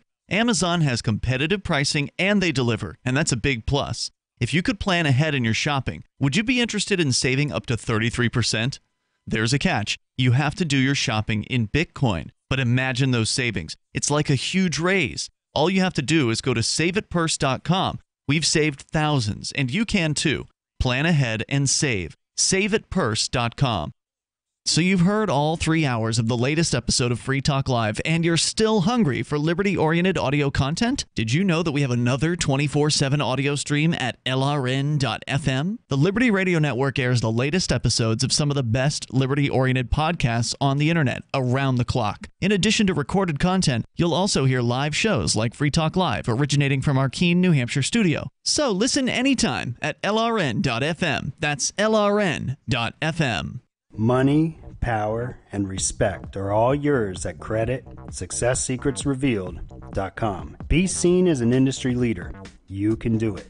The last application you filled out when it was time to hit submit did your nerves spike. You didn't get the approval you seek, but there's a better way. We teach you exactly what to place into the right systems the right way the first time so you get approved. Get up to $100,000 in instant business credit. Many people will get cash on the spot. Use those two tools in your new corporate credit engine so you can walk into the bank and get your project funded today. It's all about today at CreditSuccessSecretsRevealed.com. Credit Success Secrets Revealed is explosive and ignites instant results. Dial 1-800-707-8719. That's 1-800-707-8719. 1-800-707-8719. Or just go to CreditSuccessSecretsRevealed.com. What's up next? Visit the Liberty Radio Network program guide to find out at shows.lrn.fm. That's shows.lrn.fm. This is Free Talk Live. 855-450-FREE. That's 855-450-3733. Do you want to help build a better financial system for everyone? Then consider joining Dash. Dash is Digital Cash, a digital money platform designed to replace cash and help people manage their own wealth. It's fast, it can be private, it is easy, the fees are low, and transactions are fast and can even be confirmed instantly. You can pay anyone, anywhere in the world, anytime for just pennies. Dash is decentralized, run by users who earn rewards for helping run the network and make governance decisions. Anyone can invest in Dash and earn rewards for helping run the network. So join Dash and help create a better financial system for everyone. Take back control over your financial future today. Find out more at dash.org. There's a lot of momentum behind Dash, so go right now to dash.org and find out why. Talking about Bitcoin and one specific individual that was busted for selling some Bitcoin and not having the FinCEN paperwork and registrations and whatnot, and then not filing the suspicious activity report when he wound up selling a certain amount of the Bitcoin. And again, from a legal standpoint, if he were charged under Michigan state law, then it appears as though he would be not guilty. But because he's charged under federal law and it's going to a federal court, and the federal prosecutor is probably going to convince the federal judge not to let this guy bring up any of the Michigan laws or any of the other stuff, then he's, well, it's not a legal term, but he's boned. And, you know, he's going to wind up going to jail for some period of time, unfortunately. And then who pays for that? Yeah, that's right, you and I. We're the ones that are going to be paying to lock this guy in some federal jail somewhere. Yep, we're going to house him, we're going to pay. And the guy was probably paying his bills. You know what I'm saying? Like literally buying and selling Bitcoin as a way to pay his rent. And because of the fact that he was paying his bills, we're going to throw him in the can. Right. And he wasn't selling drugs. He wasn't selling children. And then he's no longer going to wind up being a productive member of society. And instead, he's now welfare cost. You know, going to wind up. What's the average cost of keeping somebody in a federal prison? $40,000 a year, I think. Yeah. Yeah. So from productive member of society to costing $40,000 to house, feed, and clothe. Now, let's stay in the sort of crypto sphere. And Ron Paul actually had some interesting things to say over the weekend. Listeners of this show are probably familiar with the former congressman, former presidential candidate, three-time. Don't pay attention to just what the Republicans tell you. Ron Paul was a three-time candidate for president, twice as a Republican and then once as a Libertarian back in 1988. But, because, that's just the Libertarian, so that doesn't count. Well, no, it still counts. still counts. He was a 3-time presidential candidate. But again, he was interviewed over the weekend. And let me actually just jump into the article. This does come from news.bitcoin.com that we referenced earlier. He explained, quote, "There's too much surveillance already on how cryptocurrencies are transferred and how the reports have to be made by the exchanges to the IRS." And again, this is basically what we were talking about with the guy out of Michigan. Actual name is Bradley Anthony Stetkew. Username on local Bitcoin was Salt and Pepper. Bitcoin.com continues, Dr. Paul may have been referring to the IRS attempts to compel popular Bitcoin exchanges such as Coinbase into handing over names of customers in an effort to prosecute possible tax evasion. The San Francisco-based company has refused the IRS request. Also, the interview with Daniela Camboni, editor-in-chief for Canadian outlet Kitco News. Dr. Paul noted how the trend seems to be one of the government waiting until something grows successful enough and then attempts to severely restrict it or punish it. He said, quote, "If Bitcoin is a really good deal and a good process, rest assured the government will be looking at it very carefully. Government's interest in Bitcoin makes me a little nervous," he says. "People should be very cautious." He told Ms. Camboni, as for crypto, or rather just currency competition, not just cryptos, he says if people want Bitcoin and they want to use it, the government should stay out of it. Now, there are going to be, I'm pausing in the article here, there are going to be some people that say, well, the federal government is going to try doing to Bitcoin what they did to Bernard von Nothaus. And a lot of people think that Bernard was arrested and had the silver seized because he was competing with the Fed. But what he was actually charged with was he issued silver things that he referred to as coins that looked too much to an untrained eye, too much like something that could have possibly maybe been minted by the U.S. Mint at some point in history. Because it had a Statue of Liberty, and previous silver dollars issued by the U.S. Mint had a Statue of Liberty. It had the word liberty, and, well, silver dollars issued by the U.S. Mint have had different words across the top. There's the peace dollar is probably the most famous of the different silver dollars that the U.S. Mint put out that had a word across the front. So to somebody that, was not an expert in coinage might be confused. They look like reserve notes. Yeah, if you're going to create your own currency, don't make it look like reserve notes. Yeah. Well, no, I've got some. Well, I don't know. His things didn't look like the notes issued from the Federal Reserve, but the coins looked like something that could have come from the right. But US it looked Mint. generally like, I understand that there's no reserve note at any given time in any given denomination that looked exactly like that, but it generally looked as if it was a reserve note. Silver coin is not a reserve note. It's a silver coin. Well, no, because like quarters and dollar coins and back when they were issuing silver, those were all still reserve notes. So Federal Reserve notes, it was U.S., more commonly known as U.S. currency. He made it to look like that. Right, but the silver dollars come from the U.S. Mint, not Federal Reserve. So different issuer, but I now understand the point that you're trying to make. Because the Bernard von Nothaus Liberty Dollar, they did have some paper thing that didn't look anything like any currency issued by any country that I'm aware of. No, he's got the Trump dollar.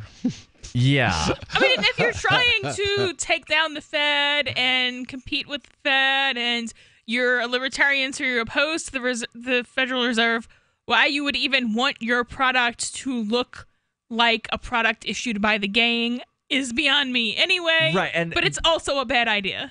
And another thing that he was charged with was basically encouraging fraudulent use of the Liberty Dollars because people would just take these things to Walmart and plop it down and tell the cashier, oh, yeah, here's a $10 coin.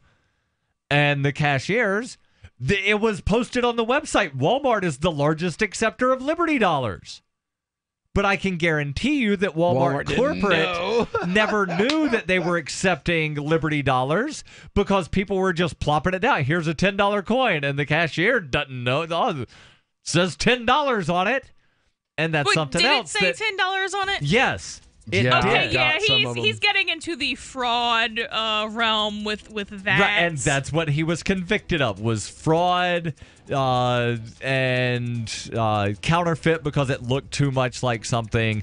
Your calls and thoughts. And I mean welcome. morally fraud, not the charge fraud. 855-450 free. That's 855-450-3733. More here from Dr. Ron Paul. From the second letter of Captain Mark. Any pirate knows that commerce is communication. Markets condense oceans of information into a single price. Innovations in communication are circumventing the scrutiny of the crown. This signals a change in the coin of the realm. The crown uses digital currency to surveil, censor, seize, and destroy wealth at will, so pirate currency must protect us from this weaponized money. We need to move funds further, faster, cheaper, and without third-party observation, basing decisions on an accelerating flow of information. So pirates require nearly instantaneous transactions with no arbitrary limits on volume or artificial influences on fees. Most importantly, a pirate currency must preclude centralization. Otherwise, it will become another link in our chain to the crown. A superior currency will result in the obsolescence of the coin of the realm and the extinction of the crown itself. Trade above the grid. Join us at pirateswithoutborders.com. In an emergency, you need a fire now. But what if the wood is wet? No problem for InstaFire. Our non-toxic fire starter packs lights wet wood, floats, and can even burn on water or in any weather. Sustains winds up to 30 miles per hour, and each pouch weighs only 1.75 ounces. Need an emergency or camp stove? Get the InstaFire Inferno stove that boils 20 ounces of water in under 3 minutes with controllable heat and temps from 425 to 1500 degrees. Free shipping. Go to instafire.com and use discount code RADIO30 up to 3 times for 30% off your order. InstaFire. Fire in an instant. Want revenge on the common housefly? Well, after 10,000 years, someone has finally come up with a better way. The Bug Assault, a miniaturized shotgun, which utilizes ordinary table salt as ammunition. Non-toxic and no batteries required. $39.95 plus shipping and handling. Use discount code GCN and receive 15% off your purchase at bugassault.com. Fire your fly swatter and get your Bug Assault today. Understanding your credit score is the first step towards managing and improving it. This is Charlie Sundstrom with your Van Dyke Mortgage Minute. The most influential component of your credit score is your payment history. Almost equally as important is the amount you owe on credit accounts. Also impacting your score, but to a lesser degree, are the length of time you've utilized your credit, the number of new accounts, credit inquiries, and your various types of credit accounts. To help achieve or maintain a healthy credit score, have a system set up to assure your bills are always paid on time. Don't max out your cards. It's better to have a high credit limit with a low balance. Never close old accounts. The age of these can actually help your credit score. But don't be afraid to use your credit. You need several accounts in order to have a credit score. Just keep the corresponding payments within your means. For your mortgage pre-approval and refi needs, start by visiting VanDykeMortgage.com. Corporate NMLS 3035. Van Dyke Mortgage is an equal housing lender. Charlie Sundstrom, NMLS 134251. LRN.FM is proud to announce our official listening apps for Android and iOS devices. Now you can easily tune into our streams anywhere, anytime on your smartphone or tablet. Just visit apps.lrn.fm or search for LRN.FM in the Android or Apple app stores. Please download, rate us 5 stars, then share the link on your social media and let your friends and family know how you're listening to LRN.FM. Download it now, free at apps.lrn.fm. Looking for a great real estate investment? Consider New Hampshire, which is ground zero for the Liberty Movement. Your first call should be to Mark Worden from Porcupine Real Estate. He's more than just a real estate agent. He's your New Hampshire concierge. Where are the best places to live? Do you want farm, city, the burbs, or forest? Do you want a duplex or multifamily building so that renters pay your mortgage? There are homes in all price ranges in New Hampshire, and Mark can help with financing too. Invest in Liberty and property. Mark Worden can help. PorcupineRealEstate.com. If you enjoy LRN.FM, please contribute to your favorite shows via their websites and become an amplifier at amp.lrn.fm. That's amp.lrn.fm. This is Free Talk Live. 855-450-FREE. That's 855-450-3733. If you like the show and you're one of the podcast listeners, and we have a bunch of podcast listeners. Yes, I know this is a radio show broadcast on about 170 stations across the country, but a lot of people do like listening to that podcast version.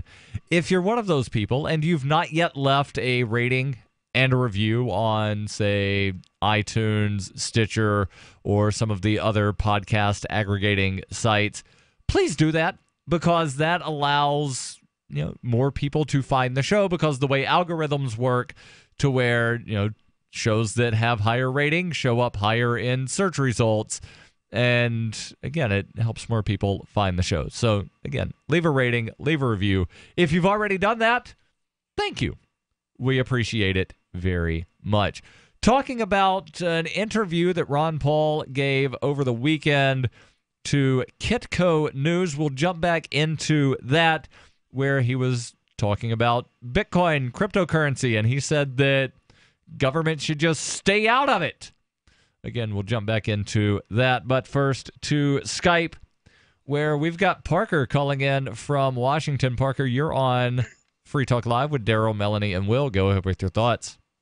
Hey, guys. How are you tonight? Doing well. What's on your mind?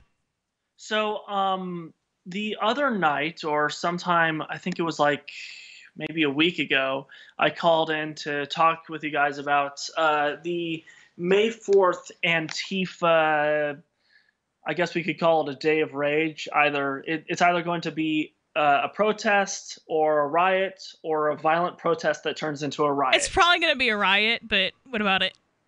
Well, some new information has come out from a number of YouTubers, one of which is High Impact Flicks, where he basically goes over how there's a secretive military exercise that's supposed to happen on the exact same day as Antifa's Day of Rage, where they're supposed to simulate or conduct a drill on the U.S. power grid, thereby simulating a quote-unquote very bad day scenario, where supposedly they're supposed to simulate a power grid collapse or a power grid blackout or something to that effect. Have you heard anything about that? I haven't heard anything about that specifically, but I know enough to know that there are basically secret military operations every day of the year. So it doesn't surprise me that there's going to be a secret military operation on May 4th. But again, if we know that there are secret military operations, are they really secret anymore? Good point. Right. Now, one thing that is worth noting, and I'm not saying that anything will happen, I'm merely saying that something could happen, or right. Well, something could happen tomorrow, and then somebody finds out, there was a thing that was planned. Right. It doesn't mean, and there are a lot of, and I'm not saying that you are a conspiracy theorist, but there are a lot of conspiracy theorists that they're like, the Las Vegas shooting didn't happen because somebody put an ad on Craigslist for seeking actors to work in Vegas that day. Because nobody ever hires actors in Las Vegas. Right, and then there's the people that say that nobody died in Sandy Hook. Nobody died in Orlando. I have friends that lost friends in Orlando. I have friends that live 2 towns over from where Sandy Hook was. They know the people that died. They have people right now who are harassing the Vegas victims because they're assuming that they're government plants. So they're like emailing them at the hospital, telling them that they're horrible people and stuff. Well, I'm not necessarily saying that everyone thinks this. I think that a lot of there are certain people within the truth movement that look at certain events and say, we're not saying that nobody died, but we are saying that No, there are some people saying nobody died. There are also some people that call themselves truthers that say Antarctica doesn't exist and the Earth is flat.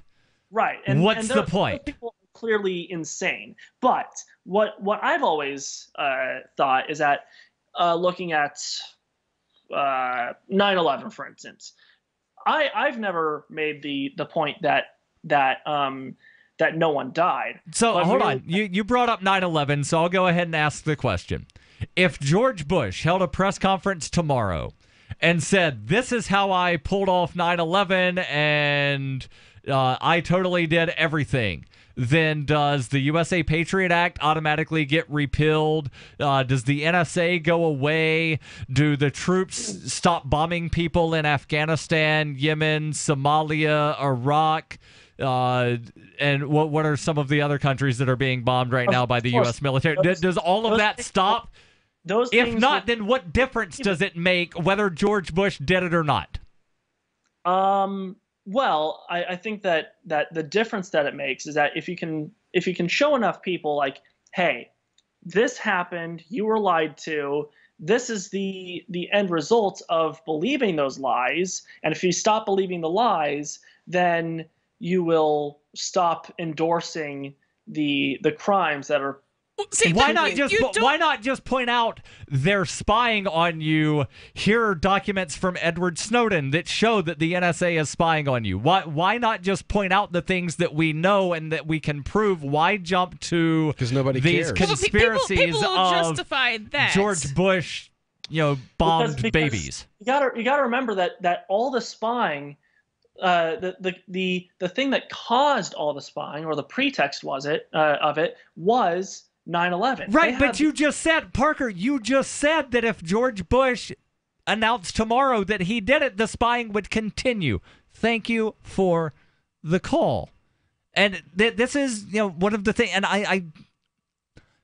I'm not saying that I believe every minor detail exactly happened the way some government agent said.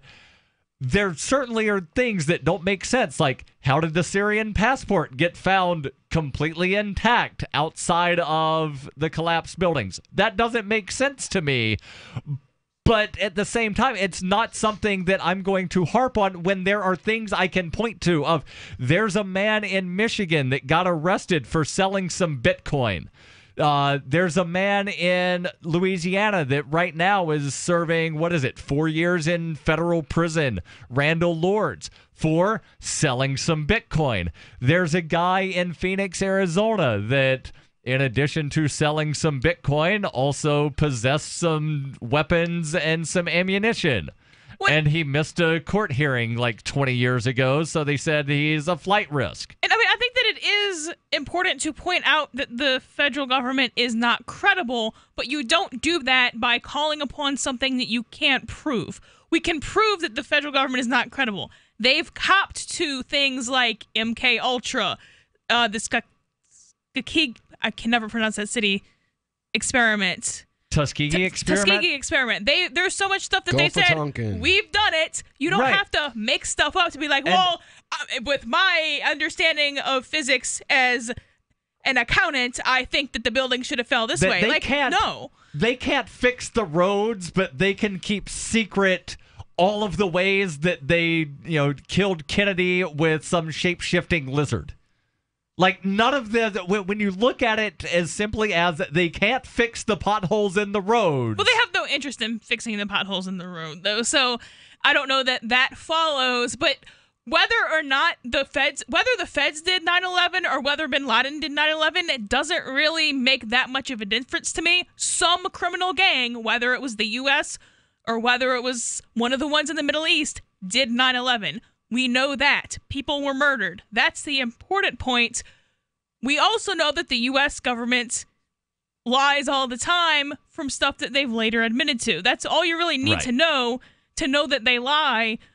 Don't purport more than you can prove. There's no reason to do that. Right, and now almost 54 years after Kennedy was assassinated, all of the documents were released, except for the ones that weren't, and the ones that were released were heavily redacted. Exactly. Yeah, but who expected anything less? I mean, seriously. But the funny thing is, like, what was it? A week and a half ago, Donald Trump said, I'm going to release these.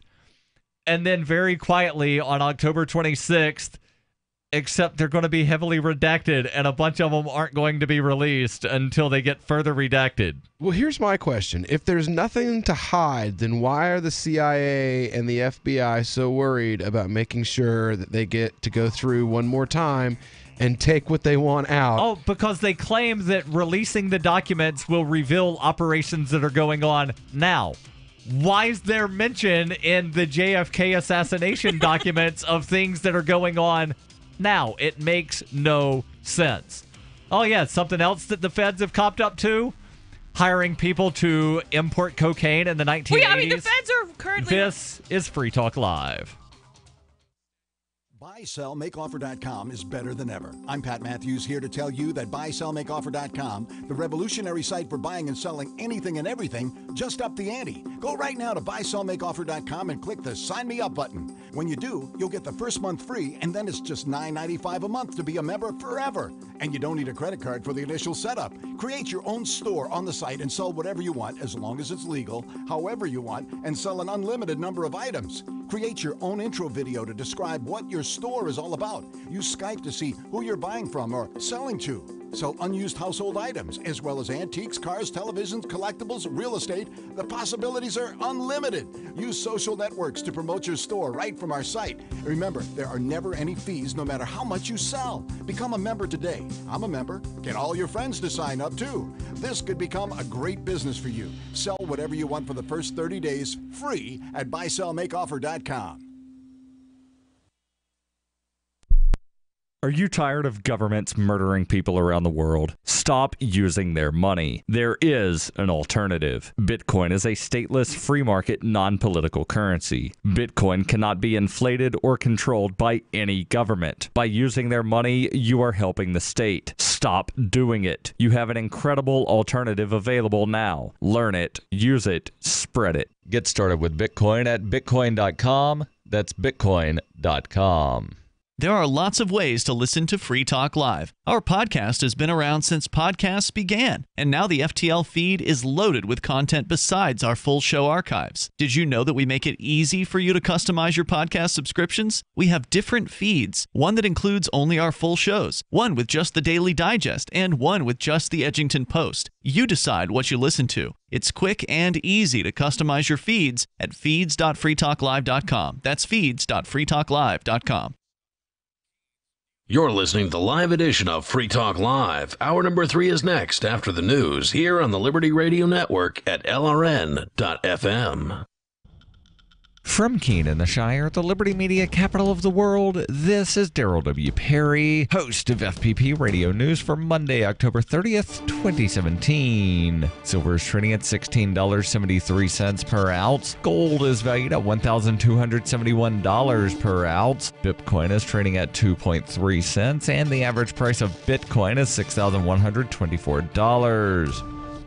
Antiwar.com reports Spanish Foreign Minister Alfonso Dastis gave an interview to the Associated Press over the weekend in which he insisted the Catalonian president, Carlos Puigdemont, has been deposed, that everyone knows Catalonia is not independent, and no one will obey Puigdemont anymore. Dastis insists the Spanish central government is absolutely in charge of the region of Catalonia and that new elections will be held on December 21st. He warned that even if the pro-independence Catalans don't participate in the vote, the results will be final. He added that people are perplexed by the attempt to declare independence and that no one thinks that such a thing would be possible in Europe in the 21st century. In the October 1st referendum, an overwhelming majority of Catalans voted for independence, though Spain insists the vote did not count. The Catalan parliament voted 70-10 on Friday to declare independence and establish itself as a sovereign republic. Spain responded by insisting they're all fired and that all members of parliament who voted yes might be charged with crimes. Dotsis said he would not rule out the possibility of Catalonia getting more autonomy in the future, though he said it can never be independent. He added that Puigdemont might be allowed to run in the December 21st election if he was not imprisoned by the Spanish government before then, with Spanish officials very keen to replace the Catalan government with the lone loyalist faction, the Socialist. It is likely that most of the leadership of other regional parties will be rounded up and jailed before the vote in an attempt to preclude Catalonia simply electing an even more pro-independence government. Are you an advocate for free market money? Do you promote Bitcoin as an alternative in a fiat-centric world? Then you need Spendabit in your arsenal, the search engine for things you can buy with Bitcoin. Spendabit aggregates millions of products from thousands of Bitcoin-enabled merchants. Keep your money in the free economy. Visit spendabit.co today. Spendabit.co. UPI reports 3 officers of the Pomona Police Department in California are facing federal charges for physically beating a juvenile and attempting to cover up the assault, according to the Department of Justice. Pomona Police Department Corporal Chad Kenneth Jensen is charged with deprivation of rights under the color of law for allegedly beating then 16-year-old Christian Aguilar Jr. during an incident at the Los Angeles County Fair on September 16, 2015. Jensen is also charged, along with his partner, Officer Prince Taylor Hutchinson, with preparing false reports that attempted to justify the assault. Sergeant Michael Timothy Niederbomer, the Internal Affairs Unit officer who was tasked with investigating the beating, is charged with obstruction of justice for allegedly making false statements to Aguilar's family that were designed to dissuade them from reporting the incident to law enforcement. He is also charged with making false statements to FBI agents who are investigating the alleged civil rights violation by Jensen. The incident was caught on video by a bystander, but police placed the bystander under arrest at the time and edited out parts of the video that showed Jensen punching the teen before submitting it as evidence. However, the full video was obtained by Christian Aguilar Jr.'s attorney, David Gamble. In addition to charges against the teen being dropped, the city of Pomona also paid a $500,000 civil lawsuit settlement to the family of Christian Aguilar Jr.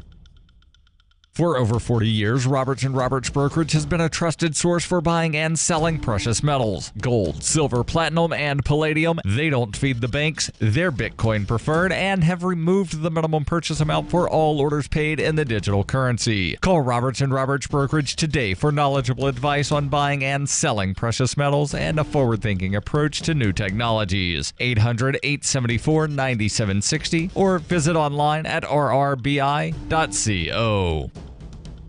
Reuters reports most of the NFL's Houston, Texas team knelt in protest as the national anthem was played for Sunday's game in Seattle, an apparent rebuke of team owner Bob McNair for his remarks about inmates running the prison. Backlash over the comment rekindled a national debate over NFL players who have protested racial bias in the U.S. criminal justice system. The opening ceremonies of the Texans' late afternoon game against the Seahawks were not broadcast live on CBS. According to the Seattle Times, only 9 of the Texans' players stood for the anthem, but the rest were seated or kneeling, with about 40 players refusing to stand. This has been FPP Radio News, online at fppradio.com. If you're one of the many frustrated singles who suffer from online dating fatigue, you might just be in luck. A new dating website launched this week that caters to fed-up men and women who simply want to meet eligible singles with unbroken skin or open sores similar to their own. It's called Last Shot. If you're one of those people who is just ready to throw your hands up in the air and start a life with someone who has unbroken lesion-free skin, or on the other hand, if you're open to someone who has boils and abscesses similar to your own, Last Shot is perfectly calibrated to your needs. Boasting a user-friendly interface and affordable dues of $4.99 a month, Last Shot simply asks users to log in, then click yes or no if they have open sores. Within moments, they're connected with hundreds of eligible singles who have comparable skin conditions. Reviews have been overwhelmingly positive. Arcuri hopes to one day introduce an upgraded membership experience, which would allow exasperated singles to filter for specific skin conditions. This is the Onion News Network.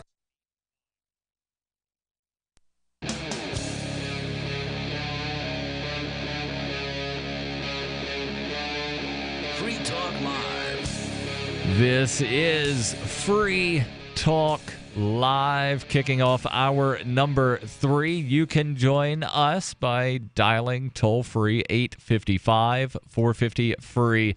That's 855-450-3733. We've been talking a lot about cryptocurrencies and competing currencies and alternative currencies. We'll get back into that because, well, over the weekend, Ron Paul, former presidential candidate, former congressman, was interviewed by Kitco News. Daniela Cambolni, who is the editor-in-chief for Kitco News, he was interviewed, and he began by saying that there's already too much surveillance on how cryptocurrencies are transferred and the reports that have to be made by the exchanges to the IRS.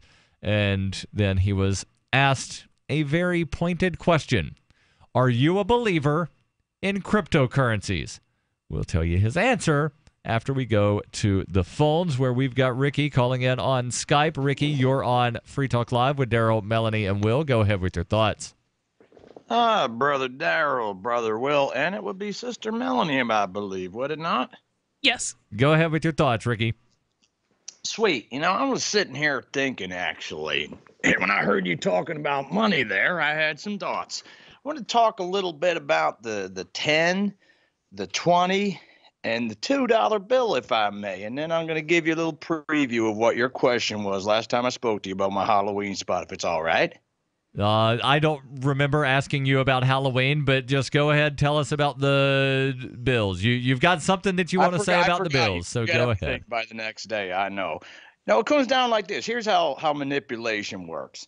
And this is where it's kind of important to give you an idea of what I'm going to be getting in between Halloween and December 25th.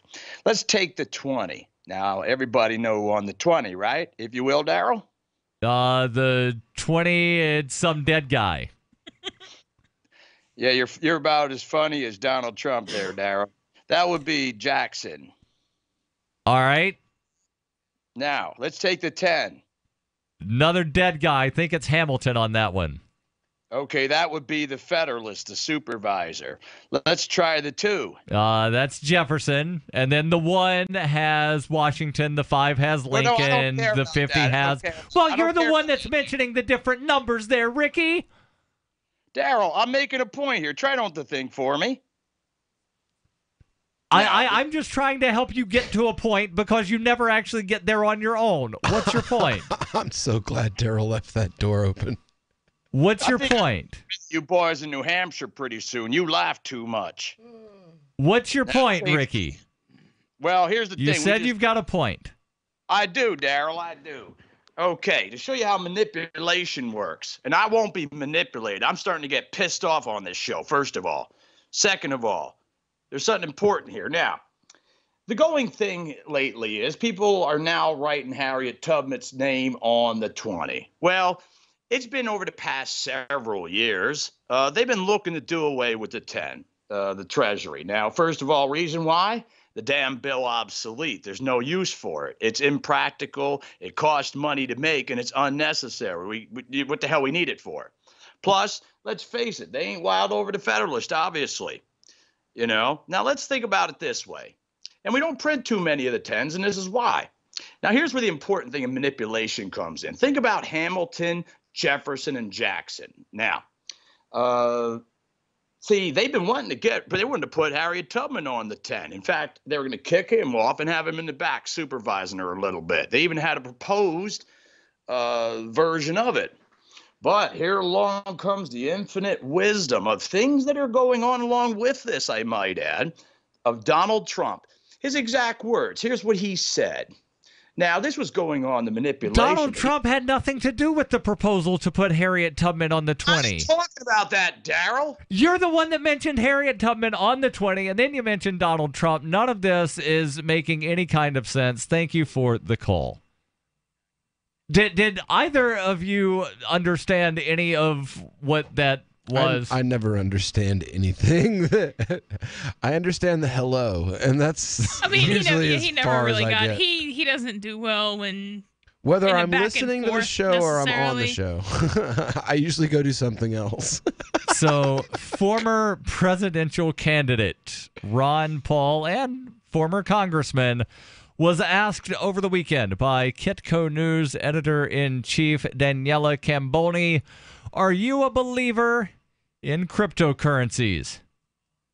He responded, well, I'd have to talk about the word believe. I take some very strong political positions on competing currencies. I want to legalize all competing currencies.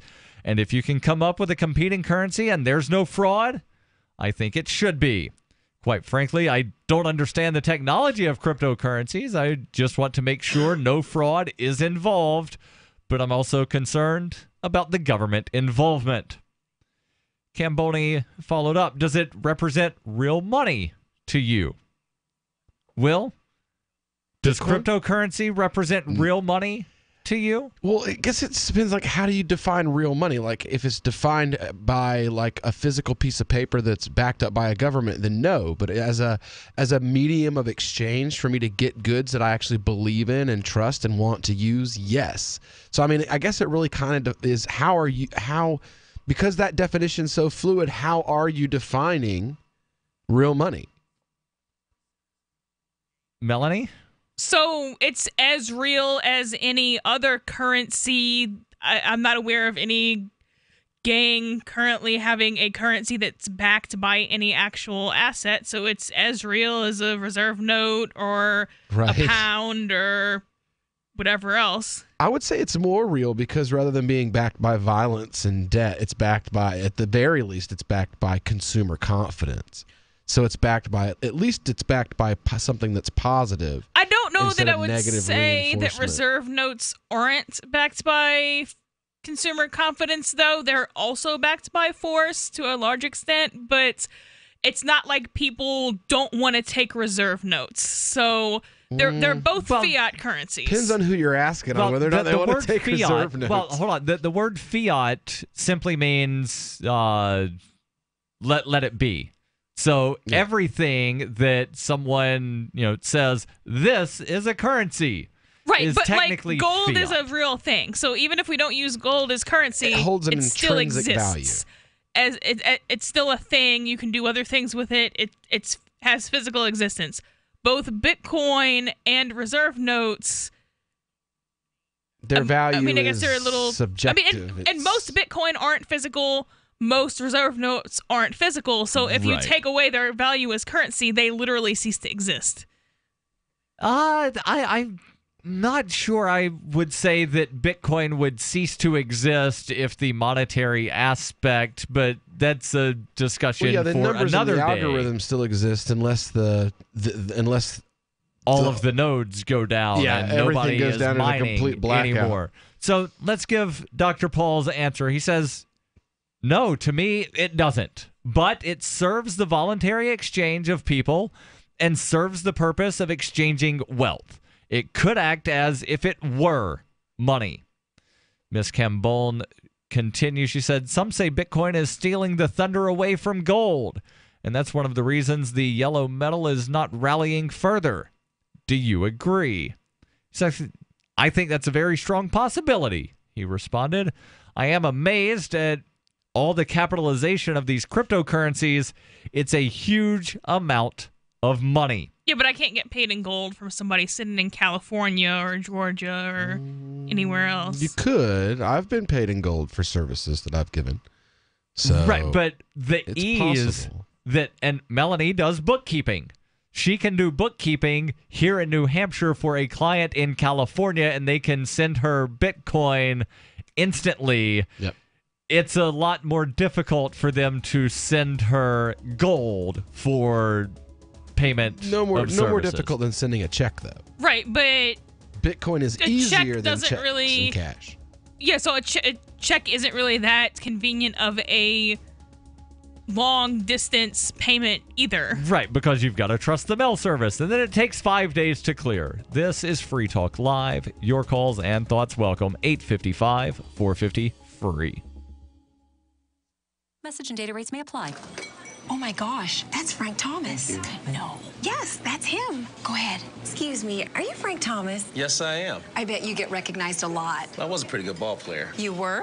Some people thought so. Sorry, we recognize you from those Nugenix commercials. Oh, yeah? That's great. So does Nugenix really work? Oh, yeah. I really can feel the difference. My workouts are better, and I feel a lot more energetic. I wish my husband would use Nugenix. It's so easy to get started. All you have to do is send one simple text. Text the word radio77 to 42424 for a complimentary bottle of award-winning Nugenix, the #1 selling free testosterone booster at GNC. Its unique man-boosting formula is powered by Testofen, a patented key ingredient clinically researched to help a man feel stronger, leaner, more energetic, and more passionate. And you're going to like the difference, too. Text radio77 to 42424 for a complimentary bottle of Nugenix. Samples are not available in stores. Text RADIO77 to 42424. I got my Blink home security system delivered right to my door. I downloaded the app and it walked me right through the easy setup. Even with my complicated router system, I was done in like 10 minutes. Now it notifies me whenever something moves in front of the wireless cameras, or I can just check it whenever I want right from my phone. And I got you a deal. Get 3 Blink cams for what the other guys charge you for 1. Plus, an extra 10% off. Visit blinkprotect.com/FTL. blinkprotect.com/FTL. blinkprotect.com/FTL. Earlier this year, after many years of conflict over the direction of Bitcoin, the creators of Bitcoin Cash did just what they were told to do. They forked off. Now there are 2 Bitcoins, the one that is run by the big bank patsies, and Bitcoin Cash, the one that stays true to the creator's vision. Bitcoin Cash has surprised many with its relevancy and staying power, and the price reflects it. If you believe that Bitcoin was meant to be a low-cost, easy-to-use, peer-to-peer currency that could bring economic freedom to the world, you need Bitcoin Cash. Get your Bitcoin Cash wallet right now at bitcoin.com. The Free State Project has reached its goal of 20,000 liberty lovers who've pledged to move to New Hampshire and get active to achieve liberty in our lifetime. Perhaps you're trying to figure out what part of New Hampshire should be your destination. If so, consider Keene. You'll find more than 150 reasons to move to Keene at move.freekeene.com. Keene is famous for its historic, publicity-generating activism, as well as being the liberty media capital of the world. It's home to freekeene.com, New Hampshire's destination for liberty activism, news, and opinion. For years, we've been compiling over 150 reasons to move to Keene at move.freekeene.com, where you'll learn about some of what's happening here and what makes Keene a great place to live. If you love liberty, you'll probably enjoy anywhere you end up in the Shire. But do your due diligence first. Please visit move.freekeene.com for the full list of over 150 reasons to move to Keene. That's move.freekeene.com. The 3 most important things you can do for Free Talk Live are: 1. Share 1 episode a week on Facebook or in some other social networking site. 2. Buy the things you buy online through shop.freetalklive.com. 3. Give $5 a month to the AMP program. It's my firm belief that Free Talk Live's AMP program is the best use of your charitable dollar among liberty-oriented organizations. Support all the organizations you love, but make sure you give $5 a month to AMP at amp.freetalklive.com.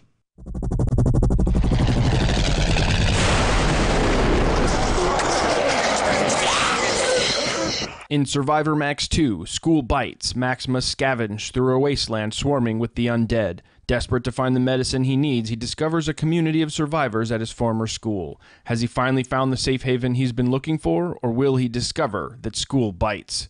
Look for Survivor Max on Facebook, read reviews on Amazon, and read Chapter 1 at survivormax.com. You're listening to the best liberty-oriented audio streamed around the clock, on the air, and online. This is the Liberty Radio Network at LRN.FM.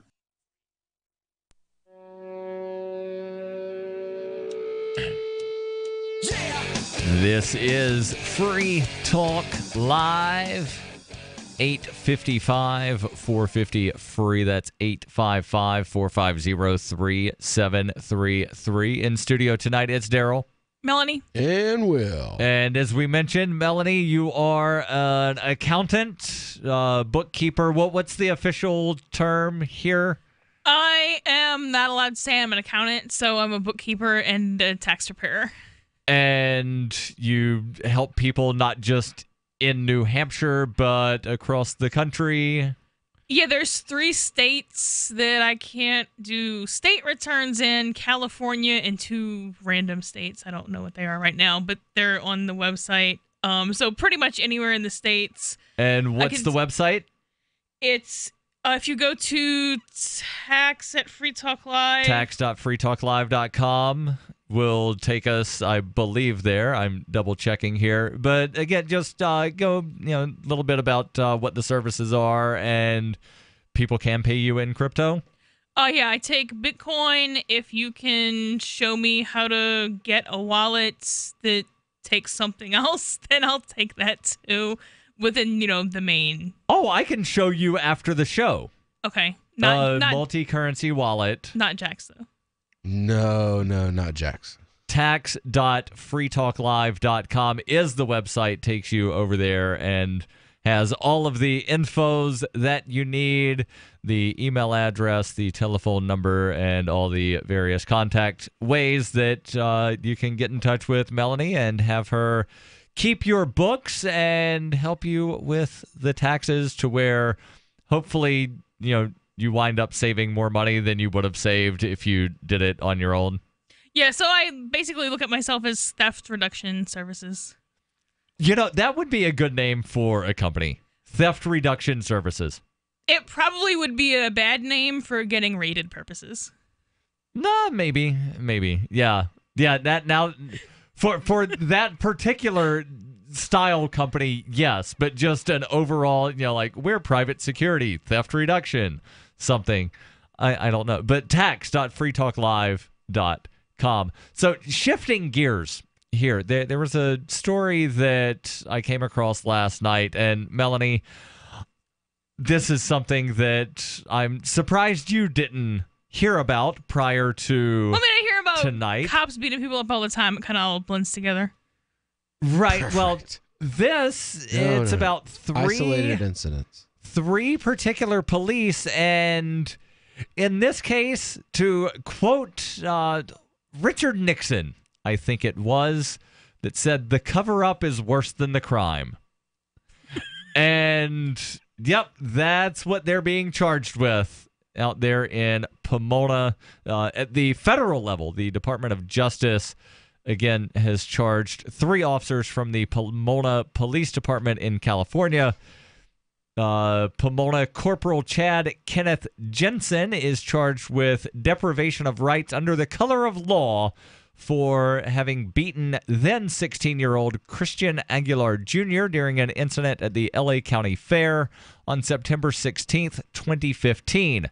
Jensen is also charged, along with his partner, Officer Prince Taylor Hutchinson, with preparing false reports that attempted to justify the assault. And Sergeant Michael Timothy Niederbomer, the Internal Affairs Unit officer who was tasked with investigating the beating, is charged with obstruction of justice for making false statements to Aguilar's family that were, quote, designed to dissuade them from reporting the incident to law enforcement. He's also charged with making false statements to FBI agents who were investigating the alleged civil rights violation by Jensen.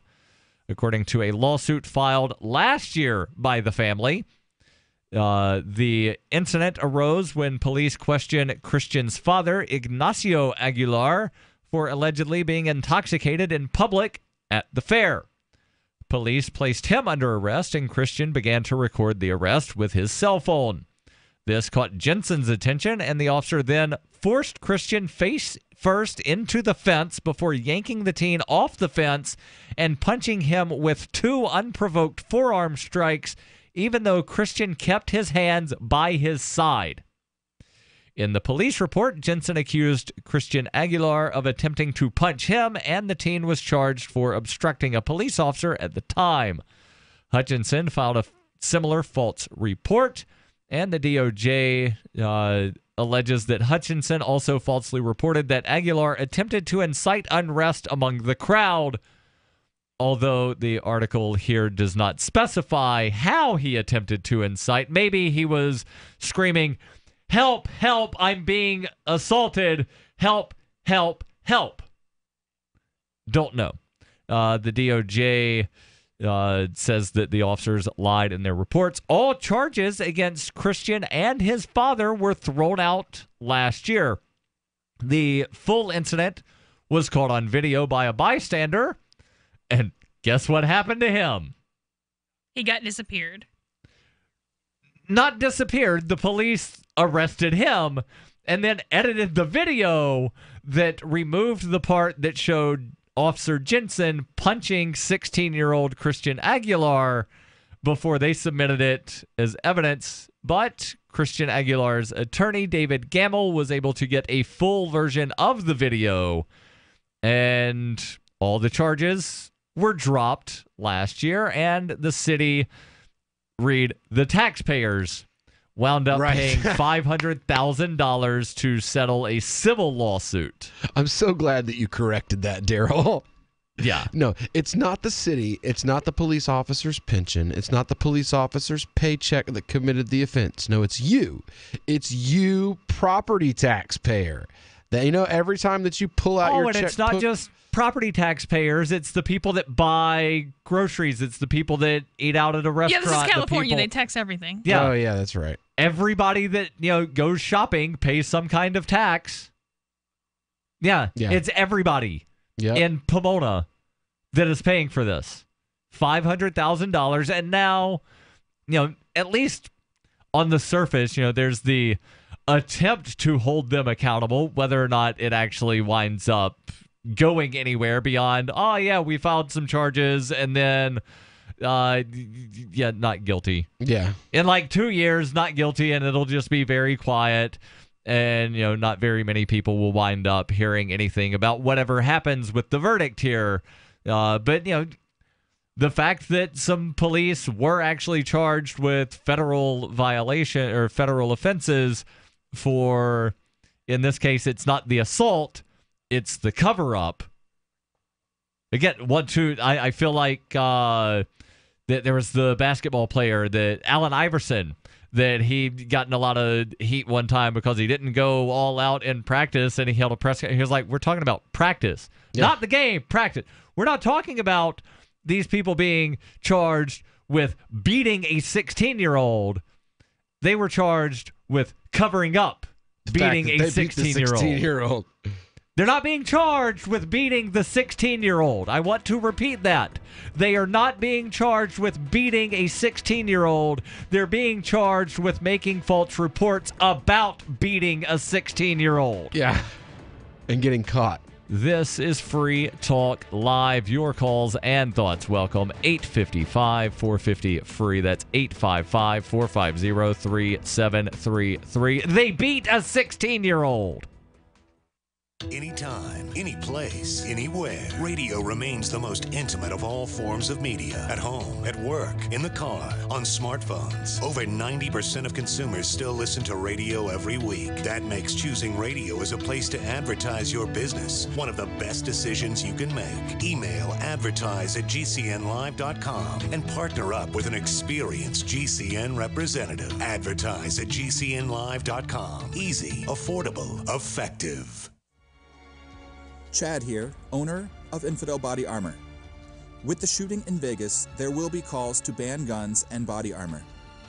You can expect prices to rise dramatically in the coming weeks as gun grabbers try to outlaw your freedom. If you don't have your armor kit yet, you are behind the curve.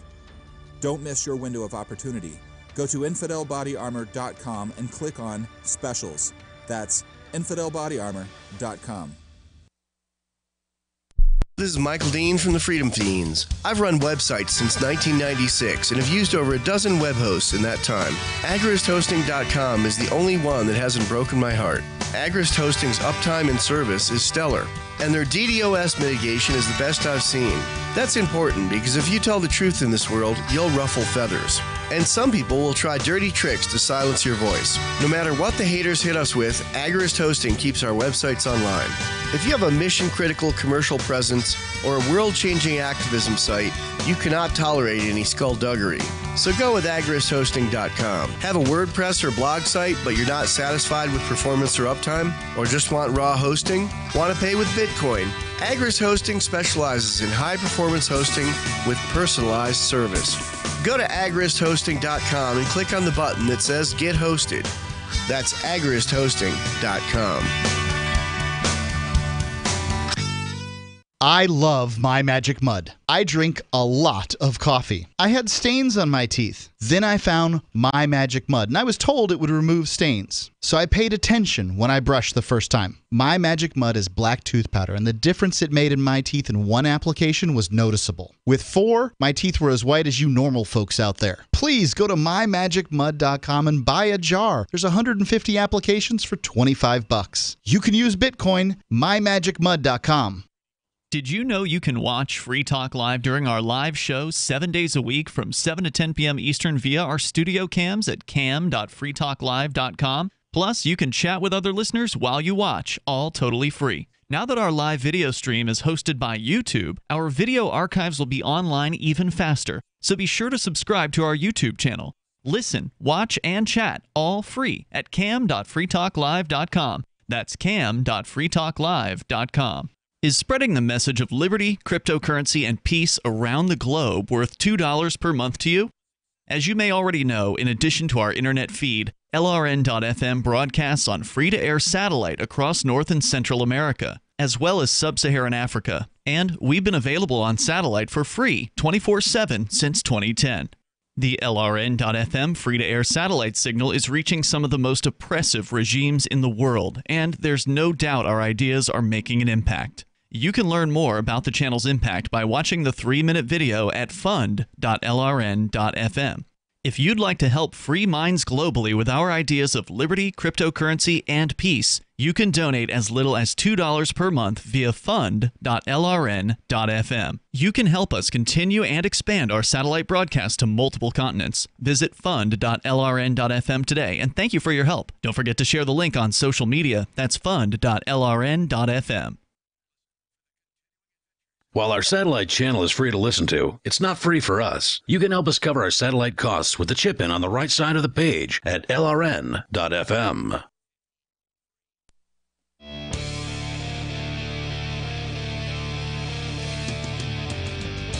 This is Free Talk Live. 855-450-FREE. That's 855-450-3733. Your calls and thoughts welcome about whatever is on your mind. And maybe your mind is on your house and whether or not somebody is trying to break in the front door. Well, wouldn't it be great to have a home security system and one that allows you to set up a camera so that you wind up getting a notification on your phone whenever anything goes in front of that camera? Well, you can do that with the Blink Home Security System. Get it delivered right to your front door. You download an app, and it's apparently incredibly easy to go through and set up, even if you aren't tech savvy, even if you have a complicated router system. Shouldn't take more than about 10 or 15 minutes. And again, the Blink Home Security System will notify you whenever anything goes in front of the wireless camera, or say you don't get a notification, but you're just curious, what's happening in front of that camera. You can go to the app and look and watch the camera from your phone, and we've got a deal for you. Get 3 Blink security cameras for what the other guys charge for 1. Visit blinkprotect.com/FTL. That's blinkprotect.com/FTL, as in Free Talk Live. One more time, Blink Protect, all one word, blinkprotect.com/FTL. Let's go to the phones where we've got Sarah calling in from Albuquerque. Sarah, you're on Free Talk Live with Daryl, Melanie, and Will. Go ahead with your thoughts. Oh, yes. I was told that people are welcoming of the automatic brakes in the front and the back. And so I think we're inching along, and then hold on, say that again. Automatic brakes in the front and back of what? Cars. Okay, and automatic as far as you're driving along, and then just the brakes just automatically activate at random times, or it's front and rear brakes when you tap the brake pedal? On the safety brakes, sensors. Like the car that Mark had bought. So people are welcoming of it, but right now they're not welcoming of the fully automated cars, the self-driving cars. You know, they're afraid of that, but they're willing to accept the safety brakes, the sensor brakes. So yeah, I would be wary of the automatic brakes also. I mean, a lot of the time your best bet is to just run over like the rubble in the road as opposed to slamming on your brakes doing 80 with some guy behind you. Well, what I'm saying is the people are welcoming of the sensor brakes. You know, some people are, but not everybody. Same thing with self-driving cars. There are some people that love the thought of self-driving car that, you know, makes the decision of, oh, there's a pedestrian that jumped out in front of me, and then the car just automatically decides whether to hit the brakes, to try to stop, whether to drive up on the sidewalk, whether to turn into the next lane, whether it's oncoming traffic. Whose life is more important, the person inside the car, the person outside of the car? And all of these questions are being decided by the people programming the cars, and unless you know everybody that's the programmer, you don't really know how they're programming your car to respond. Well, yeah, you do, because they're really being made by the lawyers, which means, in effect, they're being made by the judges, who's going to tell the company, well, if you hit the pedestrian, you're paying out $3 million, but if you run into the wall, you're only paying out $500,000, even though the pedestrian is at fault because he's standing in the middle of the road. So, yeah, we do know what decisions are going to be made, and they're going to be horrible decisions. You're speculating. No, that's how it's going That's how it's going to happen. No, because in the end, isn't everything really made by the lawyers and the judges? But again, I mean, we're finding you're that out with Bitcoin speculating right now. that's what the judge would tell the insurance company. Well, but whatever the rule, I mean, we've had 200 years of case law on this. For injuries, for cars specifically, for however long there's been cars. We know what the rules are. You can go look them up. I don't know them all off the top of my head. And the question is, are the programmers reading case law while doing programming? Okay, I'm pretty sure that Ford and Chevy and GMC have teams of lawyers who are going to be like, yo, this is the rules. Here's the algorithm. Write it. Yep. Yeah, I'm with her. I want to ask you, do you think 37,000 people buy automobiles is worth all this stuffing? I mean, you analyze it like in detail, but do you think that many people getting killed is okay? Well, right, but self-driving cars doesn't mean that less people's going to get killed. Well, that's the whole point. Why are they spending billions and billions of dollars developing self-driving cars? What's the point? Because I'm lazy and don't feel like driving all the way to Tennessee. Because the company wants to sell them. Same reason any company develops any product. I'm not against self-driving cars per se. I just don't want self-driving cars and the state to exist at the same time. And there have been studies that were done recently where people were asked the question of, do you like the idea of self-driving cars? And an overwhelming majority answered yes. And then the next question is, would you use a self-driving car? And it was nowhere near a majority that answered yes. So people like the idea of them. They just don't want to use them themselves because people like being in control of their vehicle. Yeah. When I'm driving down the street, oh, yeah, I would absolutely love if all of the idiots around me were in self-driving cars and I didn't have to worry, are they just going to slam on their brakes? Are they going to swerve into my lane? What's that guy doing? It looks like he's texting. Is he going to veer over here? But I don't want to be in a self-driving car because I like having control over where I'm going. Oh, wait, I decided I want to stop at the grocery store and then I can just turn in. Whereas self-driving car, by the time I program in, stop at the grocery store, I'm already past it, and then it flips a U-ey in the middle of the street and causes an accident. Well, the thing is, people like Mark bought that self-braking sensor brake cars, but majority of people are willing to accept that much. So we're going into Sarah, there are some people that wind up buying cars because it will parallel park itself. That doesn't automatically mean that, oh, you like the fact that this thing is programmed to parallel park, so therefore you want it to drive you from New York to California. I think you're definitely you're making a leap, and I like the fact that you're trying to make a logical leap, but I don't think that you can necessarily say that because people like A, therefore B. Some people like to eat rabbits. That doesn't mean that they would also eat a horse, even though both things have fur and 4 legs and eyeballs and ears. Well, by the way, the flu-related death is like 1,000 people less. It's 36,000. We've done it again. The automobile death is more. Sarah, nobody on this show is advocating killing people with automobiles. I don't know how it is that you think that because, we're not just bending over saying, oh, yes, bring us computer overlords, that somehow we're advocating and condoning running over pedestrians. Well, how about red light camera tickets here? They just use it for Sarah, we've talked to you numerous times about the red light cameras and how they don't actually wind up preventing people from running the red lights. And actually, you have an increase in accidents because people slam on their brakes and then they get rear-ended. And it just causes different types of accidents. And the red light cameras, Sarah, thank you for the call. The red light cameras, it's just a moneymaker. And then if you do get a camera or a ticket from one of these red light cameras, and you go to court, Melanie, you've got some legal training. Who's the witness against me when some red light computer takes a picture of me going through an intersection? They could call the tech, I guess. Most people just pay the ticket. Right, but there is no, the short answer is there is no witness to testify against me. So where's the whole face your accuser thing? Yep, thrown out the window. It's a boondoggle to make money.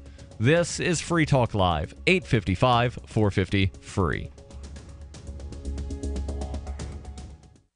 Crimes of the Crown by Captain Mark. The Crown casts the world in shadow and claims to be our guiding light. Cowards clamor for security from boogeymen and ghost stories, while I say these hobgoblins are imaginary. I say those they propped up as our liberators are now subsisting on our bondage. I say there is freedom in the black, and that's exactly where we intend to go. The Crown banishes its own officers for exposing its crimes and tortures dissidents to the brink of madness. It dominates the globe and swallows the wealth of generations, leaving only blood and excrement. The Crown calls it piracy to explore frontiers beyond its grasp. So the time has come for us to define the conduct among pirates. I say the Crown has trampled our necks long enough. Need decentralized solutions to centralized problems? Looking for a community of like-minded scoundrels? Or just want some swag to let the Crown know what you think of it? Join the conversation at pirateswithoutborders.com. We won't be hard to find. Does the current world crisis in North Korea or our domestic crisis right here in America concern you? Well, I know it concerns me. My friends over at Legacy Food Storage have solutions in the event there's the inevitable. What's the inevitable? Civil unrest, a run on your local grocery store. And here's my question to you. If this happens, how do you feed your children? How do you feed your grandchildren? Legacy Food Storage has the solutions. In fact, they can help you implement a simple plan to take care of your needs in the event of the inevitable. By calling them right now, I have authorized them to give you a special 20% discount at checkout by simply using GCN. Call 888-543-7345 or visit them at legacyfoodstorage.com. That's 888-543-7345 or visiting them at legacyfoodstorage.com. Make sure you use GCN at checkout for an incredible 20% discount. Don't be a victim. Take control of your life now. Shortly after having sexual intercourse with a prostitute earlier this afternoon, local man Jacob Reynolds told reporters that he never expected the experience would bring him to new heights of emotional and spiritual fulfillment. I was convinced that having sex with a complete stranger behind my wife's back would leave me feeling drained and empty on the inside, but my self-esteem is through the roof. Reynolds, who said he paid $150 for a 30-minute block of time, said that his moderate expectations for the encounter were instantly surpassed by what turned out to be a deeply personal sexual communion that transported him to a new plane of emotional intimacy. I've never felt a stronger sense of spiritual connection. When our bodies met, there was an immediate sense of familiarity and comfort that just washed over me.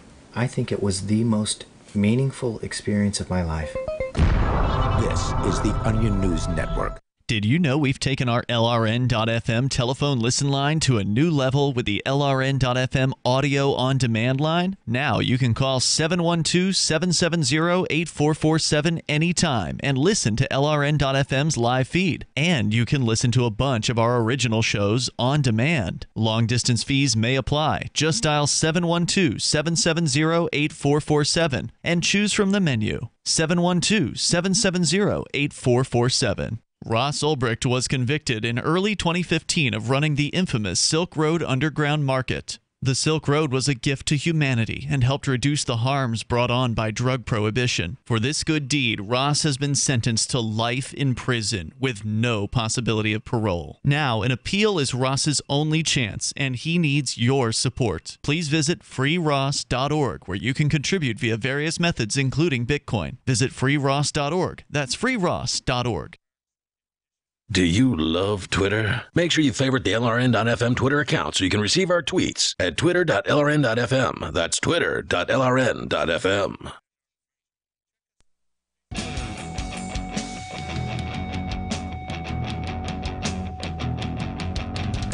This is Free Talk Live. Possibly time for you and your thoughts if you call in now to 855-450-FREE. That's 855-450-3733. In studio, it's Daryl, Melanie, and Will. And if you're going to be doing any shopping online, how about starting that shopping experience at shop.freetalklive.com. That's shop.freetalklive.com. And then from there, you can go to Walmart, Newegg, saveatpurse.com. There's, I think, still Amazon Canada and UK. No Amazon US because they broke up with Free Talk Live for saying what an affiliate program actually is. But just start that shopping experience. Shop.freetalklive.com. And then bookmark the site that you're going to, and then you don't have to keep going back to shop.freetalklive.com to then click a link. And when you do, it helps us out. Shop.freetalklive.com. Because that's what an affiliate is. And yeah, go to Save It Purse. Go to Save It Purse. Yes. I just saved another $17, like literally 30 seconds ago, on a new projector. 1500 lumens, 1080p, saved $17. Nice. That quick. Now, there's a guy in Wisconsin who could wind up using that $17 right about now, probably to either pay the convenience store that he was trapped in for 6 hours or to pay bail money. Nobody has a $17 bail. Right, but, collect $17 here and then there, and then, pretty soon you've got the $300 to pay your bill. Maybe he's $17 short. Huh? Did you ever think about that? No. No, because I think the bailman would probably be like, I'll front you $17. Just bring it back. You're also assuming that he's going to a bail bondsman and not just, gathering the money. But still, let's actually jump into what we're talking. And yes, we are ending on a lighter note here. Jeremy Van Ert from Wisconsin. You know what? I'm just going to read the headline and then get into the article because the headline is absolutely hilarious. Wisconsin man gets locked in beer cooler, starts drinking. I feel like that's fair. Yeah. For most people, I love Will. I love you, brother. Just over there doing the redneck sounds. For most people, being locked overnight in a convenience store's beer cooler would be cause for concern, or even panic. Nope. For one Wisconsin man, he didn't. He just made the best of it. For one Wisconsin man, it was cause to start drinking. Oh, he's a cheesehead too. Awesome. That makes it even better. Police in the town of Marshfield say Jeremy Van Ert, 38, by the way, if anybody was curious how old this guy was, walked into the local Quick Trip convenience store Tuesday night to buy some beer. However, Van Ert became trapped in the store's walk-in cooler at midnight when the lock automatically engaged. So what you have here is something on an automatic timer, apparently. Or maybe it's one of these Internet of Things where somebody at Quick Trip Corporate decide, oh, yep, this is the time and doors are connected to Wi-Fi. I don't know. But now there might be some people that are like, wait, what's a beer cooler? Because not every convenience store has a beer cooler that you can walk into. There are some convenience stores that they've got these large coolers of beer, and you walk into the large cooler of beer, and then you grab your beer, and then you come out. So he walks into one of those, and the door automatically locks behind him because it was midnight, and that's what the door does. Marshfield Police Chief Rick Grumza told local media that Van Aert knew that Quick Trip would not sell him beer, so he decided to simply remain in the cooler. How did he know they wouldn't sell him beer? Because he was locked in the cooler. Inside. Yeah, all right, so back home where I in Tennessee. It could be because here in New Hampshire, there's a law on the books that you can't purchase alcohol after 11:45 p.m. Doesn't mean that he knew what the cutoff for alcohol was. True. Well, the assumption is that he did. And he didn't choose to stay in the cooler. They locked him in the cooler. He was locked in the cooler. Now, I guess in theory, he could have stood there and banged on the door, and hopefully whoever was working overnight. Who says he didn't? They locked him in the cooler. At the end of the day, they locked him in the cooler, and now they're calling the cops because their kidnapped victim ate their food while he was locked in their cooler. No. They didn't call the cops because he ate their food. At 6 o'clock Wednesday morning, a customer noticed him in the cooler and then alerted the employee, there's a drunk guy in your cooler. Yeah, because they locked him in the cooler. Okay, the dude's walking in a gas station at midnight to buy beer. This is a guy who needs alcohol. This is not somebody who's like, oh, yes, I have a gathering next week. No, this is the dude who needs alcohol right now. So then they lock him in there, preventing him from purchasing alcohol there or anywhere else. Dude working behind the counter did not intentionally lock him in the cooler. I'm not saying it's the guy behind the counter's fault. Some manager somewhere made a decision. Hey, it'd be cool? Automatic locking doors because I don't know what I'm doing. Actually, it could be law.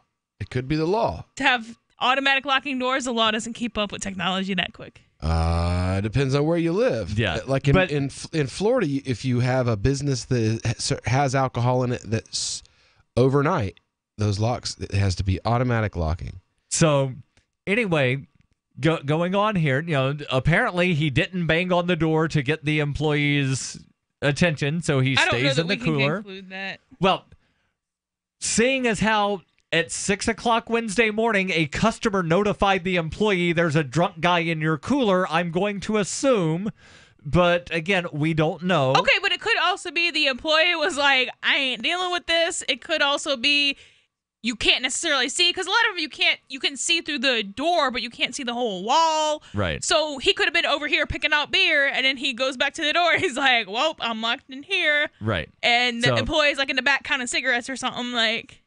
We don't know. According to the police report, Van Aert drank an 18-ounce bottle of Ice House beer and 3 cans of Four Loko. Which is really not all that much considering. 3 Four Lokos? I mean, we're talking about a can, a regular 12-ounce can, right? Four Lokos are 16 ounce. Okay, yeah, that's not... But still... Okay, but for a 38-year-old dude buying alcohol at midnight, that is way less than the quantity of alcohol that I would expect to be consumed. You're used to hanging out with drunks that just drink a 30-rack by themselves. Right, and that's who's buying alcohol at midnight at the gas station. For real, yo. And speaking... That's what I'm saying. And speaking of 30 racks... He fell into a stack of them. And there's no way you can legitimately charge him with that after you locked him in there. I locked this man in my in my room, oh, he knocked something over while he was there. Charge him? No. Jeremy Van Ert, if you're listening, you can hire Melanie to give you some legal counsel, maybe. Can't, because I'm not licensed in wherever that is. She might still be willing to fill out a form for you, giving you her opinion, but knocks over a stack of Busch Light 30-pack cases, broke 3 of them open. Police cited Van Ert for theft after he reportedly was being held in the county jail on an unrelated case. So, yeah, this guy doesn't make the best decisions. Well, no. People who are buying alcohol at midnight usually don't. Yeah. Now, I will say the way that I found out about New Hampshire's law of you can't buy after 11:45, I worked a late second shift, got off work at like 3 o'clock in the morning, and was supposed to pick a friend up from the train station the next day, and it was her birthday, and I wanted to buy her a bottle of wine and birthday card. So had all of this stuff, the little gift bag, the little paper mache looking stuff that goes in the gift bag, the birthday card, and the bottle of wine. And the cashier at CVS is ringing me up and sets the bottle of wine off to the side and said, I can't sell you that. The total blah, blah, blah. I was like, what are you talking about? Oh, it's past 11:45. What? Yep. Yeah, you can't buy this until 6 o'clock in the morning. I said, why? Well, because the law, but it's to prevent drunk driving. I said, you can obviously see I'm buying a birthday gift here. Yep. Okay, but you're the outlier. The overwhelming majority of people in a gas station at midnight buying alcohol, they're drinking daily, they're drinking heavily, and they can't plan ahead, which is why they're at the gas station. So long story short, I wound up, 10 hours later buying the birthday gift for my friend. Didn't buy it then, didn't buy it there. We're out of time for tonight, but we are always online at freetalklive.com. Since time began, tyrants have taken aim at personal liberties. Now there's a movie that aims back.